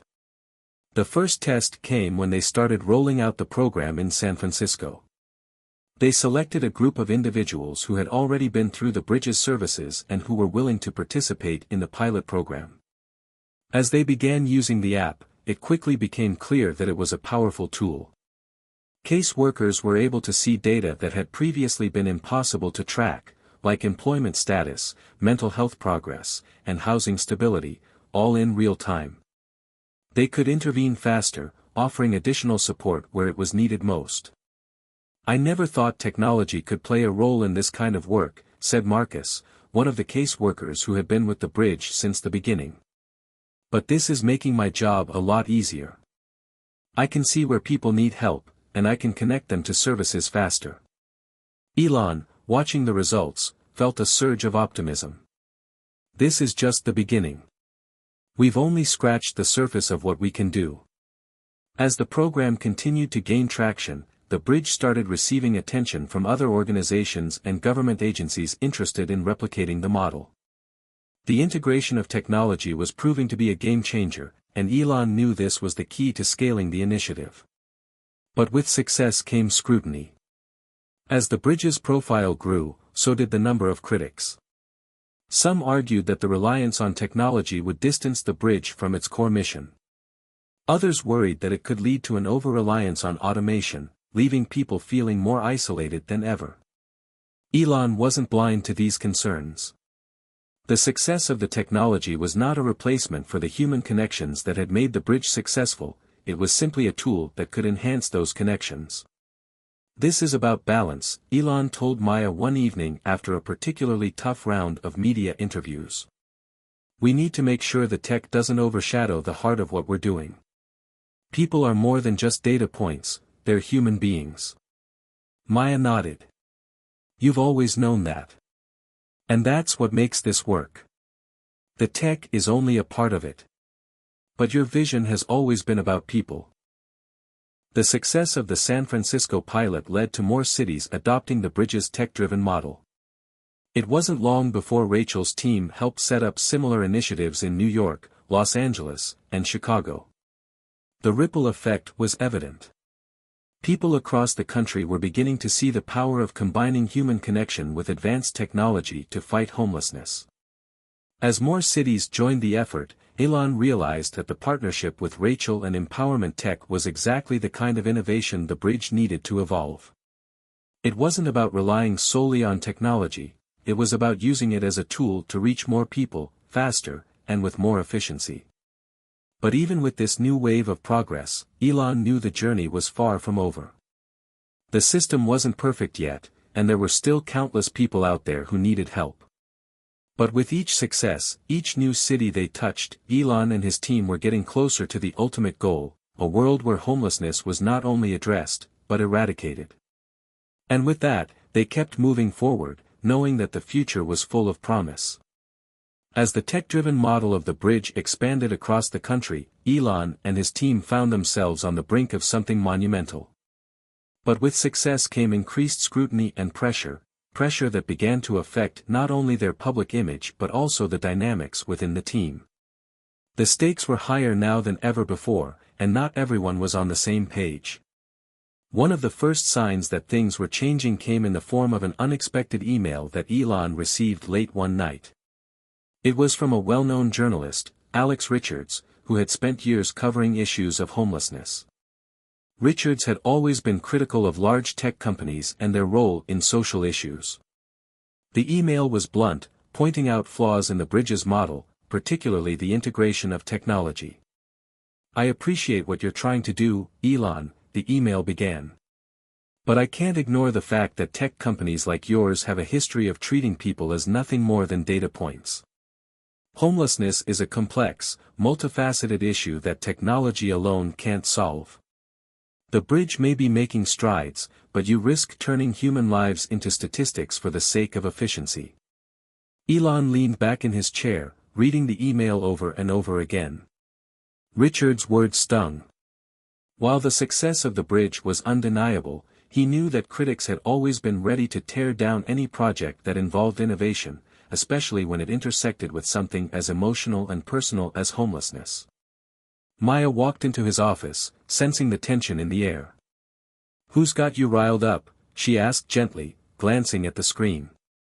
Elon sighed and turned the monitor toward her. "Alex Richards. He's questioning everything we've built." Maya read the email carefully before looking up at Elon. "We knew there would be critics. Especially when you're trying something that's never been done before. But we've always stuck to our values. This is about giving people a way out, not just a way in." "I know," Elon said. "But what if he's right? What if I've made a mistake by letting tech take such a central role?" Maya smiled softly. "Elon, you're doing something revolutionary. Yes, it's hard. Yes, there's criticism. But you're changing lives. And that's what matters. We can't let one person derail the progress we've made." Despite Maya's reassurances, the criticism weighed heavily on Elon. As the pressure from outside forces grew, so did the tension within the team. Some staff members began to question whether the integration of tech was the right path. The human side of the bridge was what had made it unique, and many of the original staff felt that the rapid expansion into tech-based solutions risked losing that human touch. One afternoon, Elon sat down with Dr. Hammond, the psychologist who had been a cornerstone of the project from the beginning. He trusted her judgment more than anyone. "Dr. Hammond," Elon began, his voice quieter than usual, "I've been thinking a lot about the direction we're taking. The technology is helping, but I can't shake the feeling that it might be taking away from the core of what the bridge is all about. What do you think? Dr. Hammond took a moment before responding. I think the technology is a tool, not the answer. It's crucial that we maintain the balance between the personal and the practical. It's easy to get caught up in the idea that technology can solve everything, but we must always remember that every person we help is an individual. Their stories, their struggles, they matter. Elon nodded, feeling a sense of validation. I agree. We've built something incredible, but I don't want to lose the heart of it. Maybe we need to scale back, take a step back. Dr. Hammond smiled. You've always been a visionary, Elon. But don't forget, true vision is about seeing the bigger picture. Sometimes, that means looking inward and making sure you're staying true to your roots. Elon stood up, a new sense of clarity dawning on him. I think you're right. We can't let the tech outpace the mission. We need to find a way to integrate it while keeping the personal, human connection at the forefront. Elon's internal struggle only deepened as the tension between his vision and the criticism from within and outside the team grew. As the bridge's influence expanded, it began to attract more attention from policymakers, other organizations, and even tech giants who saw the potential for profits in the model. It was tempting to embrace the flood of support, but Elon remained cautious. He knew that even the most well-meaning initiatives could be corrupted by too much commercial influence. Meanwhile, the first full-scale deployment of the tech model in New York City was underway. The app had already started to make an impact, connecting the city's homeless population with services in real time. But the data was coming in faster than expected, and the pressure to interpret and respond to it was beginning to overwhelm the team. They were gathering more information than they could process, and the result was chaos. One evening, as the team gathered for a progress update, tensions reached a boiling point. This is unsustainable. Marcus, one of the senior case workers, exclaimed. We've got more data than we can handle, and we're supposed to make real-time decisions on these cases. The system was supposed to help, but now it's just adding to the workload. The app isn't designed to handle this much complexity. Elon, visibly frustrated, stood up from the table. I get it. I know this isn't perfect. But we can't back down now. We've come too far to let these growing pains stop us. Maya spoke up, her tone more measured. We're trying to balance too many things right now, Elon. We've got to focus on what matters most, connecting with the people we're here to help. The technology has to be a tool, not a burden. Elon paused, his frustration giving way to reflection. You're right. I've been pushing this forward without considering how it's affecting the team on the ground. We've always prided ourselves on being adaptable. Maybe it's time we scale back and rethink our approach. Elon's reflections came to a head the next morning when he called a meeting with his inner circle. It was time to make some tough decisions. I've been thinking a lot about the direction we're heading, Elon began, addressing the team. The bridge is making real progress, but we're at a crossroads. We've always been about human connection, about dignity. And I think we've lost sight of that. The technology, as powerful as it is becoming too central to our work. Maya nodded. So, what do you propose? We need to rethink how we use the tech, Elon said, his voice firm but thoughtful.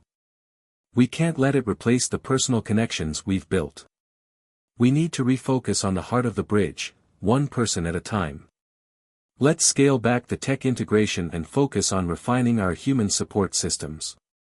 The data can help, but we need to make sure the people we're serving feel seen, not like they're just another number. Dr. Hammond added, it's not about abandoning technology, it's about integrating it in a way that enhances the personal side of our mission. Elon looked around at his team, a sense of resolve settling over him. We've come a long way, but we have to stay true to our roots. This project isn't about data, it's about people. We're going to shift gears and make sure we never lose sight of that. After the meeting, Elon's team went into action, re-evaluating the role of technology within the bridge and focusing on its core mission, to help people by providing them with dignity, support, and the resources they truly needed. Elon felt the weight of the decision he had just made, but for the first time in weeks, he also felt a renewed sense of purpose. It was a bold move, but he was convinced that it was the right one. The next several weeks were intense as the team worked to recalibrate the tech model. They decided to scale back the complexity of the data integration, focusing on using technology as a tool to support caseworkers rather than replace human interaction. The app was modified to include a more intuitive interface that allowed for quicker access to essential services without overwhelming the caseworkers with an overload of data. Elon spent countless hours meeting with the developers at Empowerment Tech, ensuring that the technology remained helpful without overshadowing the human element of the bridge's mission. The team worked to make the app more user-friendly, ensuring it enhanced the personal connections between the caseworkers and those they were trying to help. At the same time, the bridge doubled down on its commitment to the personal side of things. Caseworkers were trained to use the technology as a supplement, not a crutch. The human aspect, the face-to-face meetings, the listening ears, the hands-on help, became the focal point once more. One of the biggest hurdles the bridge faced was rebuilding trust with the communities they served. As the program scaled, there had been murmurs that the tech-driven approach had made things impersonal, and that it was prioritizing efficiency over compassion. Elon knew that in order for the bridge to succeed, they needed to prove that they were still committed to the very people they were helping. He decided to travel to several of the cities where the bridge was active, holding town hall meetings to listen to the concerns of the people they served. The first stop was in Los Angeles, where homelessness was a severe problem, and tensions around solutions were high. In a crowded community center, Elon stood in front of a group of people who had been homeless or who had struggled with homelessness. He could feel the skepticism in the room, but he also knew that it was important to listen. "I know there's been a lot of change," Elon said, his voice calm but earnest. "And I know some of you might feel like we've lost sight of what really matters. The last thing we want to do is turn this into a numbers game. We're here for people, not data points." A woman in the crowd, her face weathered by hardship, raised her hand. "But what happens when we're just another case in a system? Will you still care about us if we're just another statistic on your app?" Elon took a deep breath, trying to connect on a human level. "That's a fair question. And it's one I've been asking myself. The technology was never meant to replace the heart of this organization. The tech is here to make sure we don't miss anyone, to make sure no one slips through the cracks. But the real work, the part that truly matters, is in the relationships we build." He paused, allowing the room to absorb his words. "We're not here to treat you like numbers. We're here to stand with you and help you rebuild your life, no matter where you're starting from. And that's why we're committed to rethinking how we use technology. It's a tool, nothing more, nothing less." The room grew quieter, and Elon could sense the shift. People were listening. He'd begun to rebuild some of the trust that had been lost. Back at the bridge's headquarters in San Francisco, the team worked hard to implement the changes they had discussed. It wasn't easy, but the team was dedicated to staying true to the mission. There was a renewed sense of purpose in the air, especially after Elon's successful town hall meetings. Everyone could see the tangible difference it was making. Maya approached Elon one afternoon as they reviewed feedback from the community meetings. "You did good out there. They needed to hear from you directly." Elon nodded, but there was still a lingering weight on his mind. "I hope I did enough. It's easy to get lost in the tech. But I think they're starting to understand that we're in this for the right reasons." Maya smiled. "I think they are. And honestly, I think you've reminded everyone here why we started this in the first place. It's about people. Always has been, always will be." With the recalibrated model now in place, the bridge started to see the positive effects of their changes. The tech-driven aspects of the program were still there, but they were no longer the center of attention. Instead, the focus was back on providing real human support, whether it was through face-to-face counseling, job placement programs, or connecting people with housing and medical care. The feedback from the homeless communities that had been using the bridge's services in the pilot cities was overwhelmingly positive. The app was no longer viewed as a burden, but as a helpful tool that allowed caseworkers to assist people more efficiently. But it wasn't the technology that people appreciated the most, it was the human touch. One caseworker, Jessica, who had worked with the bridge from the start, reported seeing a major shift in the relationships she had with her clients. Before the changes, I felt like I was just inputting data. But now, I can actually focus on helping people. The tech is there when I need it, but it's not running the show anymore. I'm more present for my clients, and I think that's making a real difference. As the weeks passed, Elon found himself reflecting on just how far they had come. The bridge had faced numerous obstacles, criticism, technological setbacks, and internal struggles. But each challenge had brought them closer to the core of what they were trying to accomplish, a world where homelessness was no longer an inescapable cycle, but a condition that could be addressed with dignity, respect, and support. It wasn't perfect. It might never be. But with each passing day, the bridge was making a tangible difference in the lives of those who had once been forgotten. Elon sat alone in his office one evening, gazing out the window at the city below. The journey wasn't over, it had barely begun. But he knew they were on the right path. A path that embraced both the humanity of their mission and the technological tools that could help them reach further than ever before. He stood up, ready for whatever came next. With the recalibrated approach to the bridge in full motion, Elon and his team felt a renewed sense of optimism.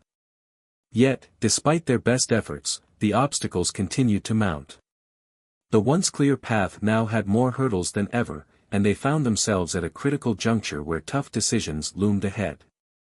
The first sign that things might not be as smooth as they seemed came from an unexpected source: the local governments. In some cities, the successful rollout of the bridge was met with praise, but in others, it began to stir up resistance. The collaboration between tech companies and government organizations had always been a sensitive issue, and many local officials were wary of the fast-moving tech solutions that had disrupted traditional support systems.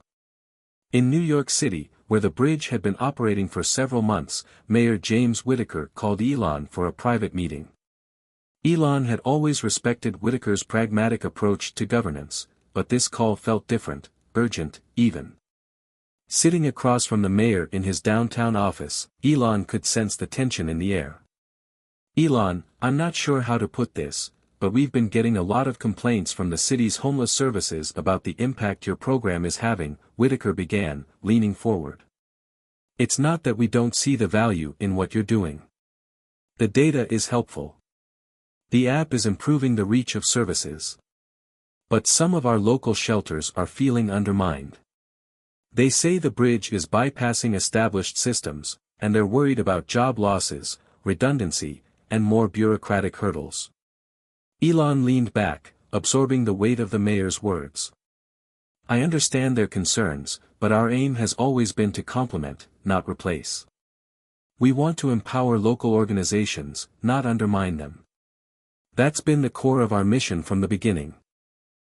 The mayor looked unconvinced. "I get that, but we're also looking at long-term sustainability. You have the tech, you have the funding, but it's the local organizations and their staff that understand the day-to-day needs.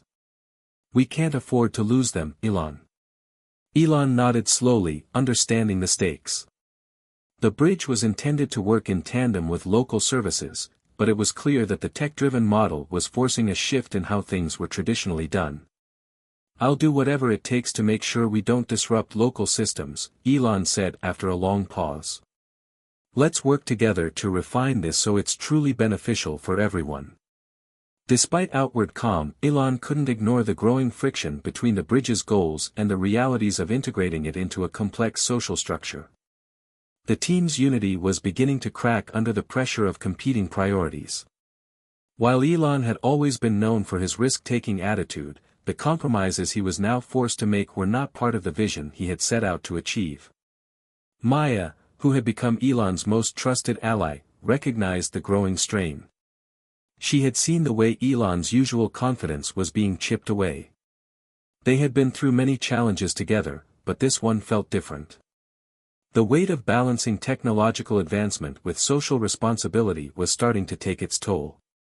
"Elon," she said one evening as they reviewed the latest data from the program's rollout, "I've noticed something. Your energy is different. You're still pushing, but you don't look like the Elon I've known." He exhaled deeply, rubbing his eyes. "I'm just tired. Tired of fighting battles on multiple fronts. We've built something that has the potential to change everything, but I feel like I'm drowning in compromises. We're trying to please everyone, but I'm starting to wonder if we're losing the essence of what we set out to do." Maya reached across the desk, placing a hand on his. "I get it. But remember why you started this. The world didn't need another tech company. It needed someone willing to think differently about how we treat each other. That's still the heart of the bridge. The compromises, they're part of the process. We'll get through this." Elon smiled faintly, grateful for her steady presence. "I know. I just wish the road weren't so bumpy." Meanwhile, in the field, the staff at the bridge continued their tireless work with the homeless. Jessica, one of the lead caseworkers in the New York office, had become a standout example of the program's potential. She had embraced the changes in technology but always prioritized personal relationships above everything else. For her, the app was simply a way to keep track of cases and ensure no one fell through the cracks. It never replaced the importance of sitting down with a person, learning their story, and offering real human support. One afternoon, Jessica received a call from a man named Leon, who had been living on the streets of Brooklyn for over a year. Leon's situation was dire. He had no family, no support network, and had been struggling with addiction for years. He had recently been connected with the bridge's services through the app, but today was different. "Jessica, it's Leon," the voice on the other end crackled. "I'm in a bad place. I don't know how to get out of it. I don't know if I can do this anymore." Jessica's heart sank. This was the moment when tech and human connection would collide. She could have easily sent an automated response through the app, directing him to a nearby shelter, but that wouldn't have been enough. Instead, she put her phone down and grabbed her jacket. "I'll be there in 20 minutes, Leon," she said, her voice calm yet firm. "You're not alone in this. I'm coming to help." Jessica arrived at the corner where Leon had been living. His face was gaunt, his eyes bloodshot, but there was a spark of hope in them, a hope that Jessica was there to help, not just as a caseworker, but as someone who truly cared. As they talked, Jessica could feel the walls Leon had built up over the years slowly begin to crumble. He wasn't just a name in the system, he was a human being with fears, hopes, and dreams. And in that moment, the bridge's mission came to life, not through the app, not through data, but through the relationship that Jessica had built with Leon. As Elon worked through the tension with local governments and the internal pushback from his own team, the tide was beginning to shift in public opinion. While there were still critics, the general public was beginning to understand the value of the bridge. Media coverage had shifted from skepticism to cautious optimism. At a press conference, Elon was asked point-blank about his commitment to the project's human side, particularly in light of recent concerns. "We've heard the feedback, and we're listening," Elon said, his tone resolute. "The technology will always be secondary to the people we're trying to help. Our mission is not to replace human connection, it's to enhance it. We're not a tech company, we're a people-first organization." The response was met with a mix of applause and skepticism, but it was a moment of clarity. Elon knew that this wouldn't be an easy fight, but it was one he was prepared to face. As the bridge moved forward, Elon felt a shift in the air. The battles weren't over, far from it. But for the first time in a long while, he felt that they were on the right track. The challenges they faced were monumental, but the potential for change was even greater. He couldn't help but think back to the early days of the project when it had all seemed so simple. Now, the complexities were impossible to ignore. But Elon had always thrived on complexity, and he knew that with each challenge, the bridge was becoming stronger. It was time to take the next step. The bridge was no longer just a vision or a startup, it had grown into something much larger. With each passing day, the pressure increased. Elon's commitment to revolutionizing the way society handled homelessness was unwavering, but now he faced more obstacles than ever. The tensions with local governments were intensifying, and despite his best efforts to reassure everyone that the tech-driven solution was meant to be a supplement, not a replacement, the resistance was growing. As the program expanded to more cities, it became evident that the scale of the bridge's success was drawing both praise and sharp criticism. A series of articles began to circulate in the media, questioning the effectiveness of the program and accusing the team of being more interested in profits than in real solutions. One headline read, "Elon Musk's bridge is helping homeless, but at what cost?" The article painted a picture of a tech company that was more concerned with tracking data and making a profit than with the well-being of the homeless individuals it aimed to help. Critics argued that while the app might be efficient, it was too impersonal, stripping away the dignity of those already marginalized. There were voices in the media calling for a complete overhaul of the bridge's methods. Elon felt the sting of the articles deeply. The press had always been a double-edged sword for him. On the one hand, it could catapult a project into the public eye, but on the other, it could destroy a good idea with a few well-placed words. He knew that the critiques weren't entirely unfounded, there was a disconnect between technology and human compassion, and he had to address it head-on. The media firestorm was only one part of the struggle. Behind the scenes, Elon could feel the team beginning to fracture. Maya, the one person he had relied on the most, was beginning to express frustration over the company's direction. It wasn't the first time they'd disagreed, but now the stakes were higher, and their relationship was starting to feel strained. "Elon, we've been talking about these concerns for weeks," Maya said, as they sat in his office, surrounded by documents and strategy boards. The whole point of the bridge was to create something different. But now it feels like we're just chasing efficiency, not solutions. We need to figure out how to maintain the balance between tech and human connection, otherwise, we're no better than the systems we're trying to replace. Elon ran his hand through his hair, sighing deeply. "I know, Maya. But the resistance is growing. The media, the governments, everyone is questioning our approach. It feels like we're stuck in a loop where we're either not doing enough or doing too much. We can't win if we keep appeasing everyone." Maya softened, understanding his frustration. "I'm not saying we abandon the tech. I just want us to remember why we started this. You didn't want to make another app. You wanted to make a real difference. Let's not lose sight of that." In an attempt to refocus on what truly mattered, Elon decided to take a trip to one of the cities where the bridge had been receiving mixed feedback, Los Angeles. He knew that seeing firsthand the struggles the homeless were facing would help ground him. But what he didn't expect was how much the trip would impact him. Elon arrived early in the morning and spent the day with Jessica, one of the caseworkers from the bridge. She had been with the project since its inception and was one of the few who had fully embraced the tech while still maintaining the human touch that had made the bridge's mission stand out. They walked through several shelters, visiting people who had recently been connected with services through the bridge. Elon spoke with individuals who had been homeless for years, listening to their stories about the difficulties of navigating the system and the little victories they'd experienced thanks to the program.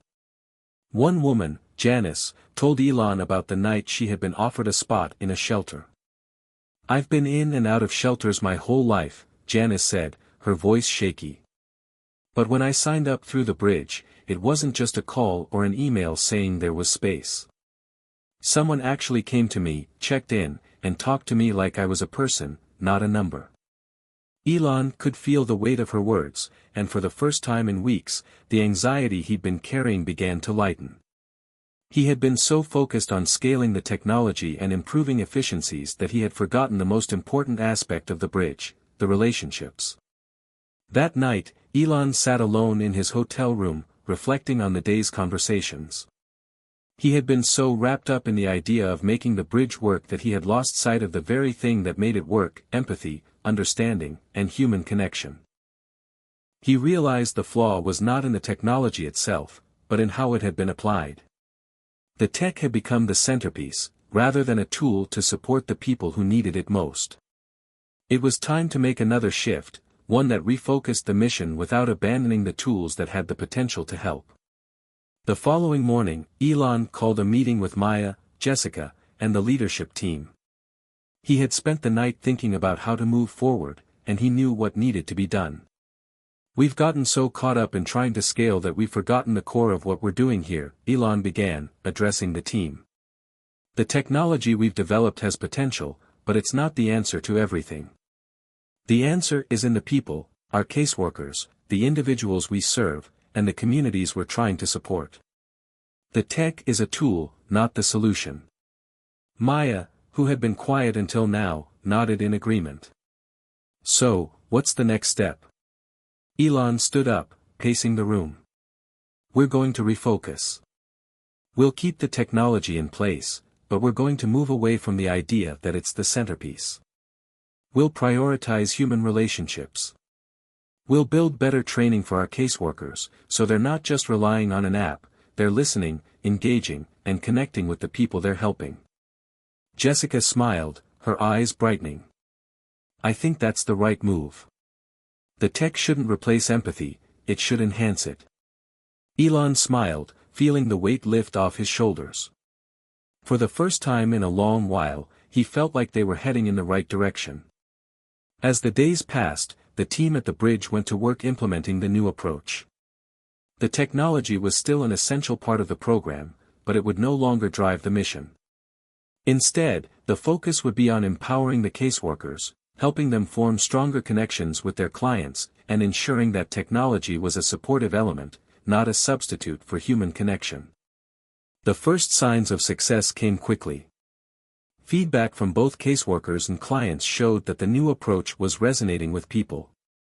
Shelters began to report better engagement from the homeless population, and the relationships between caseworkers and their clients grew stronger. Elon stood at the edge of the city, looking out over the skyline. The journey was far from over. The challenges would keep coming, but now he felt ready to face them, with a renewed focus on what truly mattered. The bridge wasn't just a tech solution, it was a human one. And with that clarity, Elon knew that they had a chance to change the world. Elon Musk's decision to refocus the bridge was a game changer. The real challenge, however, was still ahead. The media storm hadn't died down, and public perception was still a mixed bag. While the new approach was being embraced by many within the bridge team and the homeless communities they served, it would take time to convince the world at large that this shift was not only necessary but a return to the program's original intent. Elon knew that the best way to show people they were committed to the right path was through direct engagement. He had learned over the years that nothing spoke louder than action. The tech had its place, but it needed to be clear that the bridge was about real human stories. With this in mind, Elon scheduled a series of public town halls across the United States, beginning with San Francisco. The idea was simple: to hear directly from the communities the bridge was serving, as well as to invite public feedback from citizens, local leaders, and experts in the social services field. The first town hall was held in a community center on the outskirts of the city, where homelessness had reached crisis levels. Elon, Maya, and the leadership team stood in front of a crowd of nearly 100 people, ranging from social workers and local government officials to homeless individuals who had been positively impacted by the program. There was a palpable sense of anticipation as Elon took the stage. "I know there's been a lot of criticism," Elon began, his voice clear and steady. "But I want you all to know one thing: we're listening. The bridge is a tool. It's a tool meant to bring real change, not just to deliver data but to change lives. We've heard your concerns, and we're here to address them. There was a slight murmur in the crowd, but Elon pressed on. I've realized that the technology has always been the easiest part. The hardest part is building trust, understanding the stories, and creating lasting relationships. That's where we need to focus now. And I want your feedback. I want to know what's working, what's not, and where we can do better. A few people in the crowd raised their hands, and the questions started coming fast. Can the app really replace the human connection we need? A young woman asked, her arms crossed. Elon nodded thoughtfully. It can't. And we're not trying to replace people. We're trying to make sure that when people ask for help, they get it as quickly as possible. But, at its core, the bridge is about the people providing help, not the tech behind it. The session lasted for hours, with everyone from caseworkers to homeless individuals sharing their stories and offering ideas for improvement. By the end of it, there was a sense of hope in the room that had been missing from the earlier meetings. Elon was beginning to see that change didn't come from pushing forward at all costs, it came from listening, learning, and adapting. The town halls became a pivotal moment for the public perception of the bridge. The direct engagement with the people most affected by homelessness, along with Elon's commitment to listening, slowly began to change the narrative. People started to see the bridge not as a tech company trying to impose solutions, but as a movement that was dedicated to supporting the most vulnerable in society.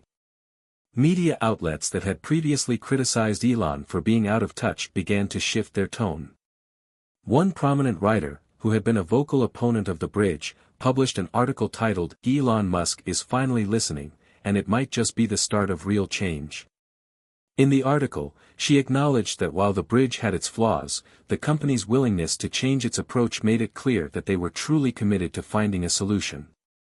It's easy to get caught up in the grand vision of a tech solution for every problem, the article read, but Elon Musk's decision to acknowledge the human element and adjust the direction of the bridge could be the turning point we've all been waiting for.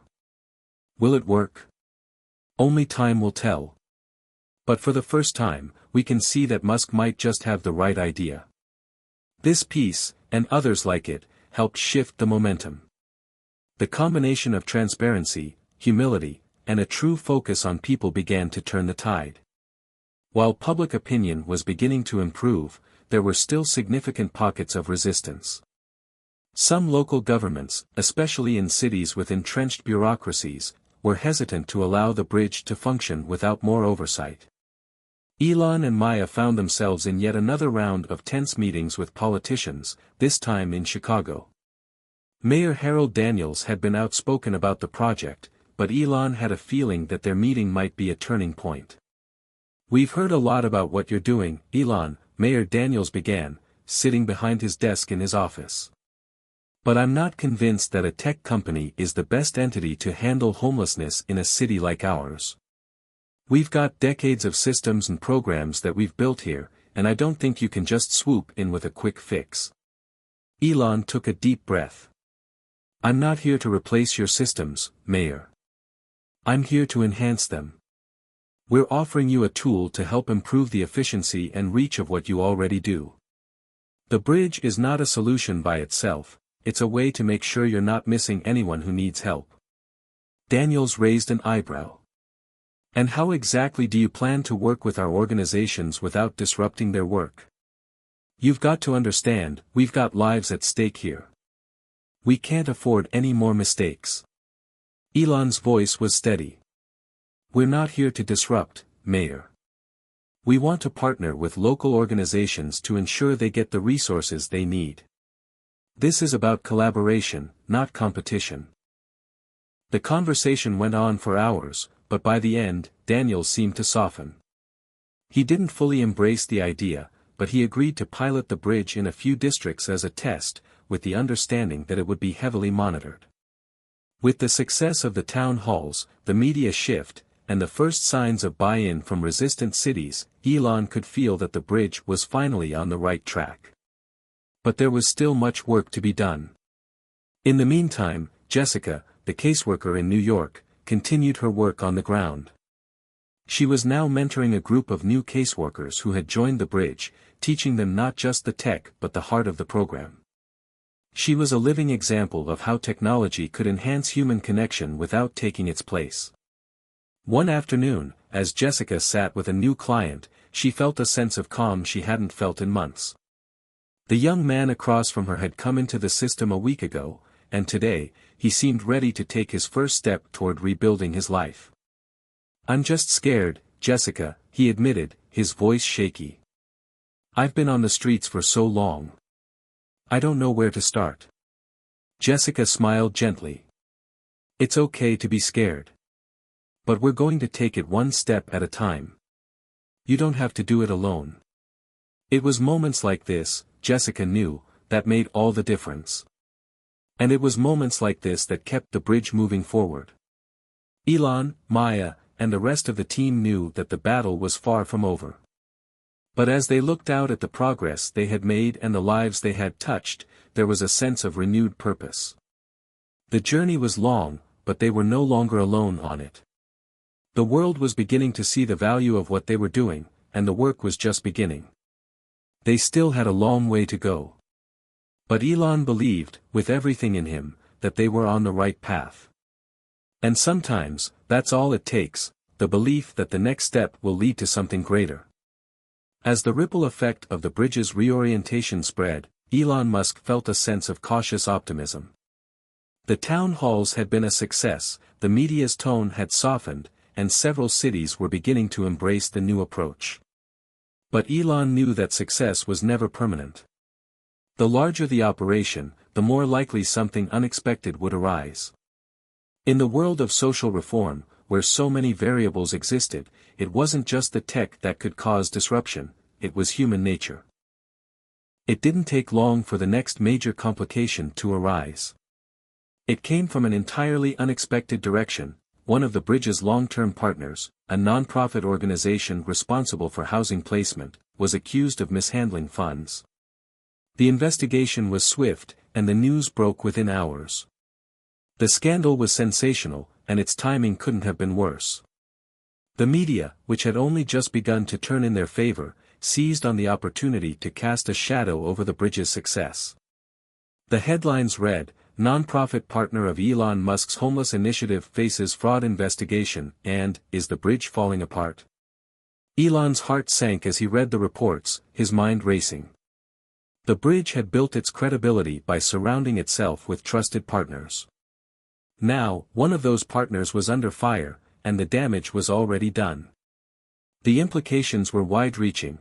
If people saw that the bridge was associated with a potentially corrupt organization, their trust in the entire program could be compromised. Maya, who had been tracking the developments, called an emergency meeting. The tension in the room was palpable as the team gathered in the conference room, their eyes on Elon. "We need to act fast," Maya said, her voice steady but tinged with worry.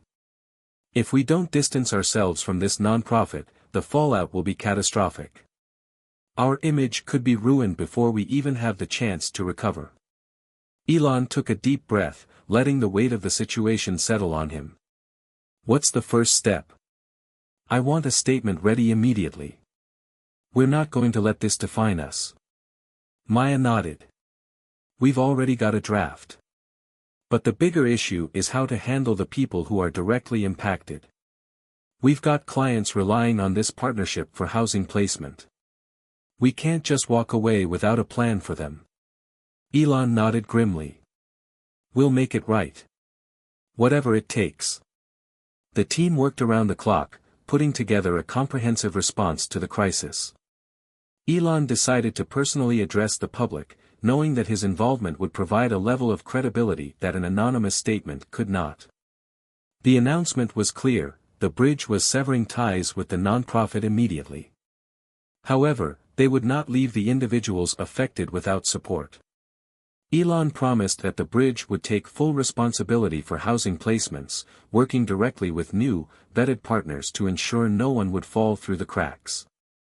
The media response to Elon's statement was mixed. Some commended him for taking swift action, while others remained skeptical. Elon had been involved in scandals before, and some questioned whether this crisis was another example of him relying too heavily on tech solutions without understanding the human side.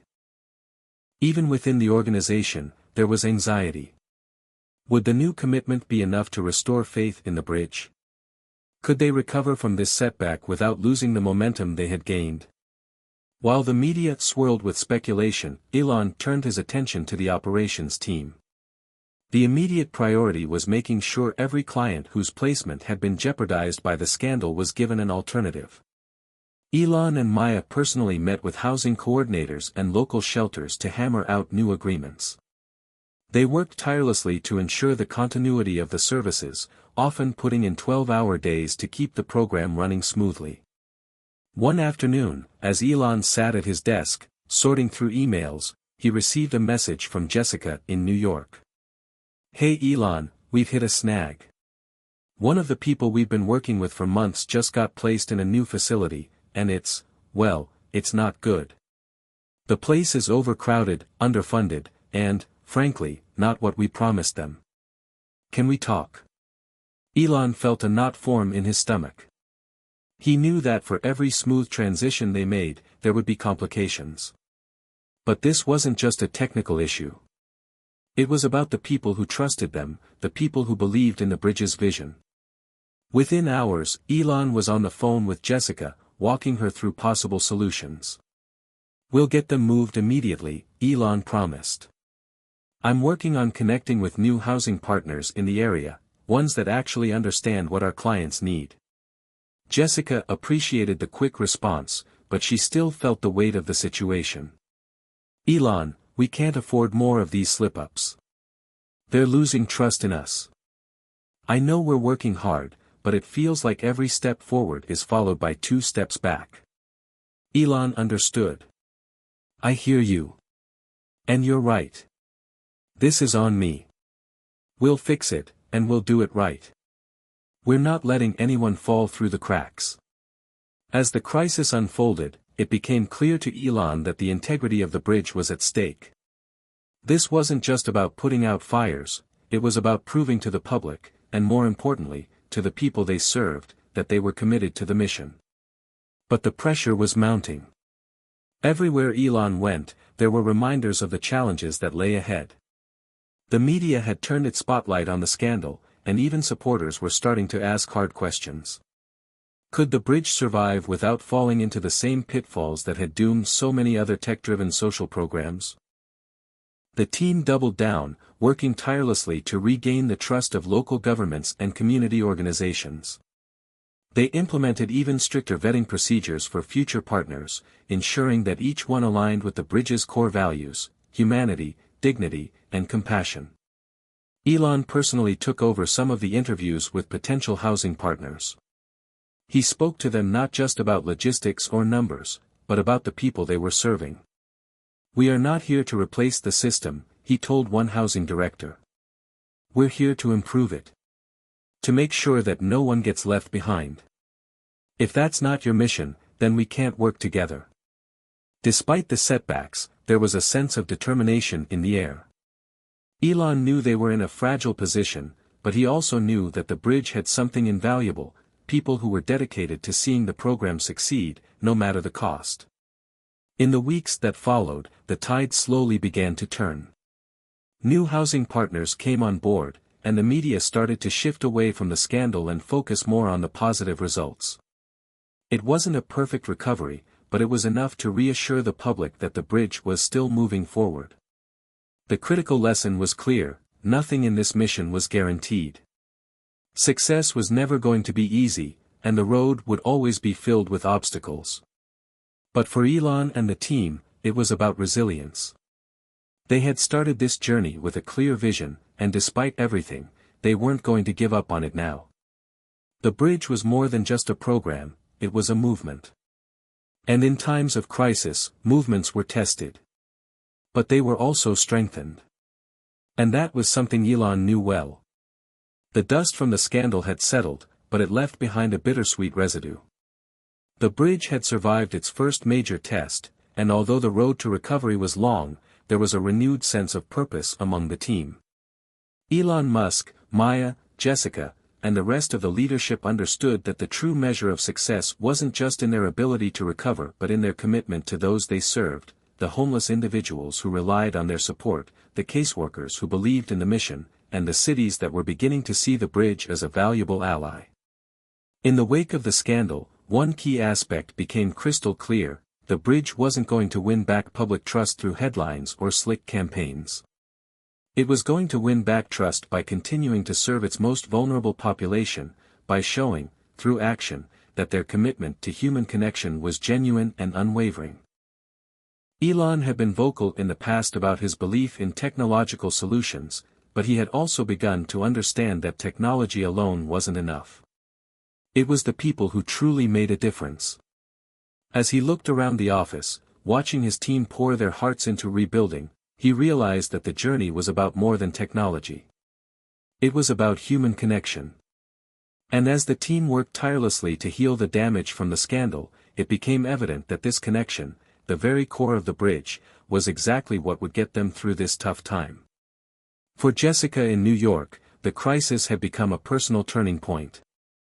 She had seen firsthand the human side of the program, and she knew how deeply the people they served could be affected by even the smallest disruption.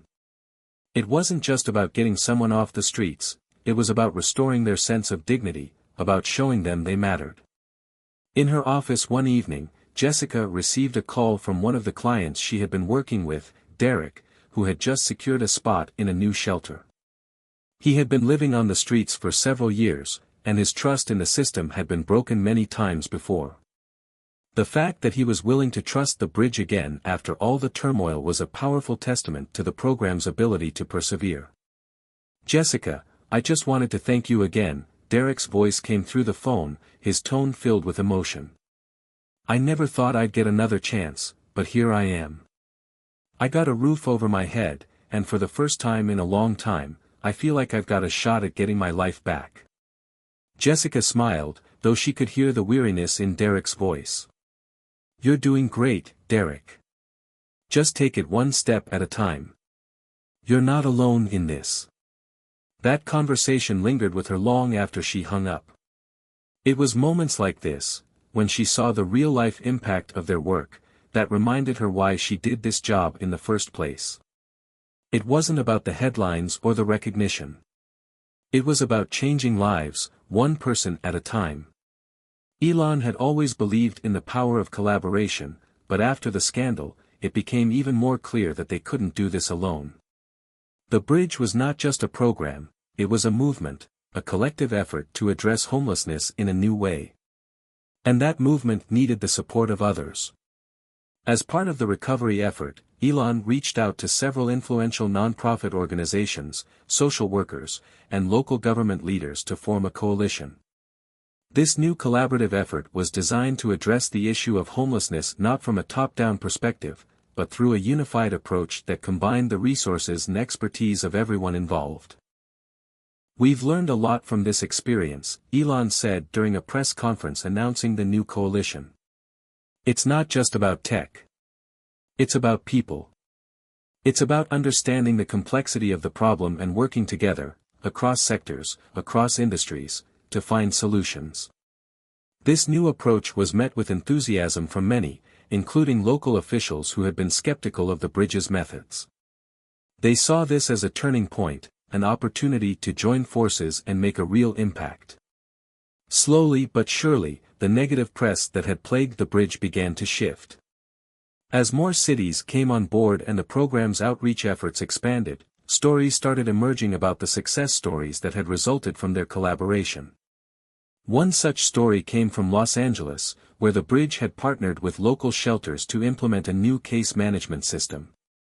The system allowed caseworkers to track the progress of individuals more efficiently and direct them to resources they needed, whether that was healthcare, job training, or housing. At a press event in LA, a woman named Karen, who had gone through the bridge program, stood up and shared her story with the crowd. She had been homeless for over 5 years, struggling with addiction and a lack of support.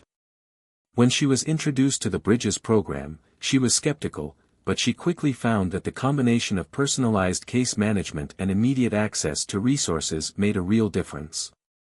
"Before the bridge, I felt invisible," Karen explained, her voice shaking with emotion. "But now, I'm not just a name on a list. I'm a person again. I've got a job, a place to stay, and most importantly, I've got hope. Her story was a powerful reminder that for all the challenges and setbacks, the bridge had the power to transform lives. And as the media started covering more of these success stories, the narrative around the bridge shifted. Late one evening, as Elon sat alone in his office reflecting on the progress they had made, he found himself pondering the bigger picture. He had entered the world of philanthropy with a clear objective: to solve one of society's most complex problems using the tools at his disposal. But as the weeks had gone by, Elon realized that the true value of the bridge wasn't just in its tech or its data, it was in the people who made the program work.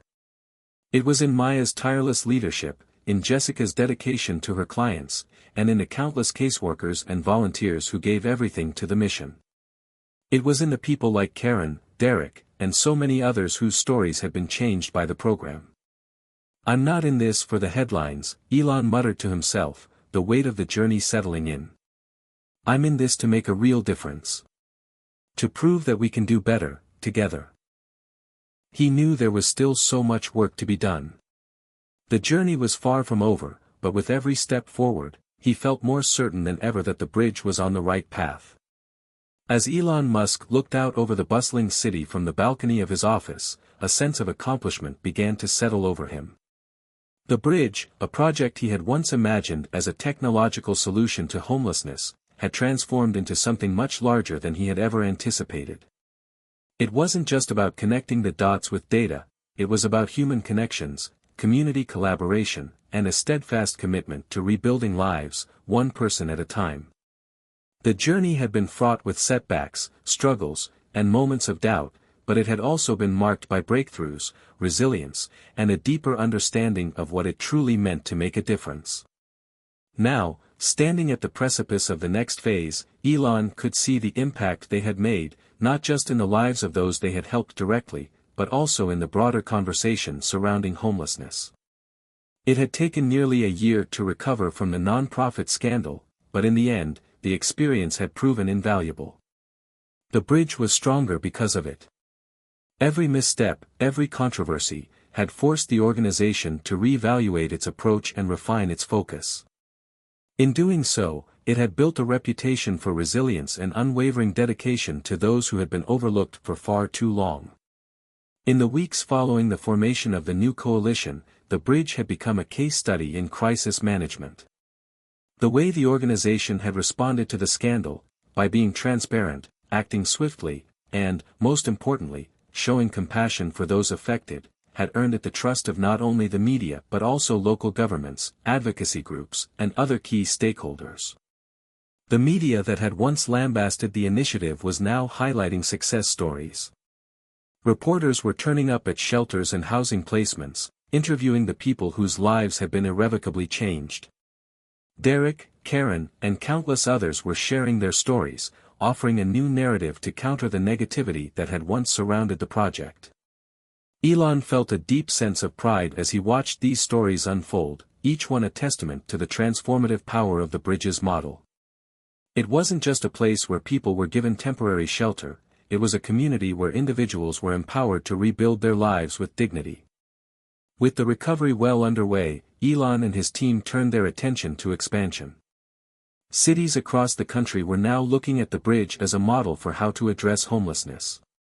But this wasn't just about scaling the technology or the program, it was about creating a movement that could be adopted by communities everywhere, with local governments and nonprofits working together to create sustainable change.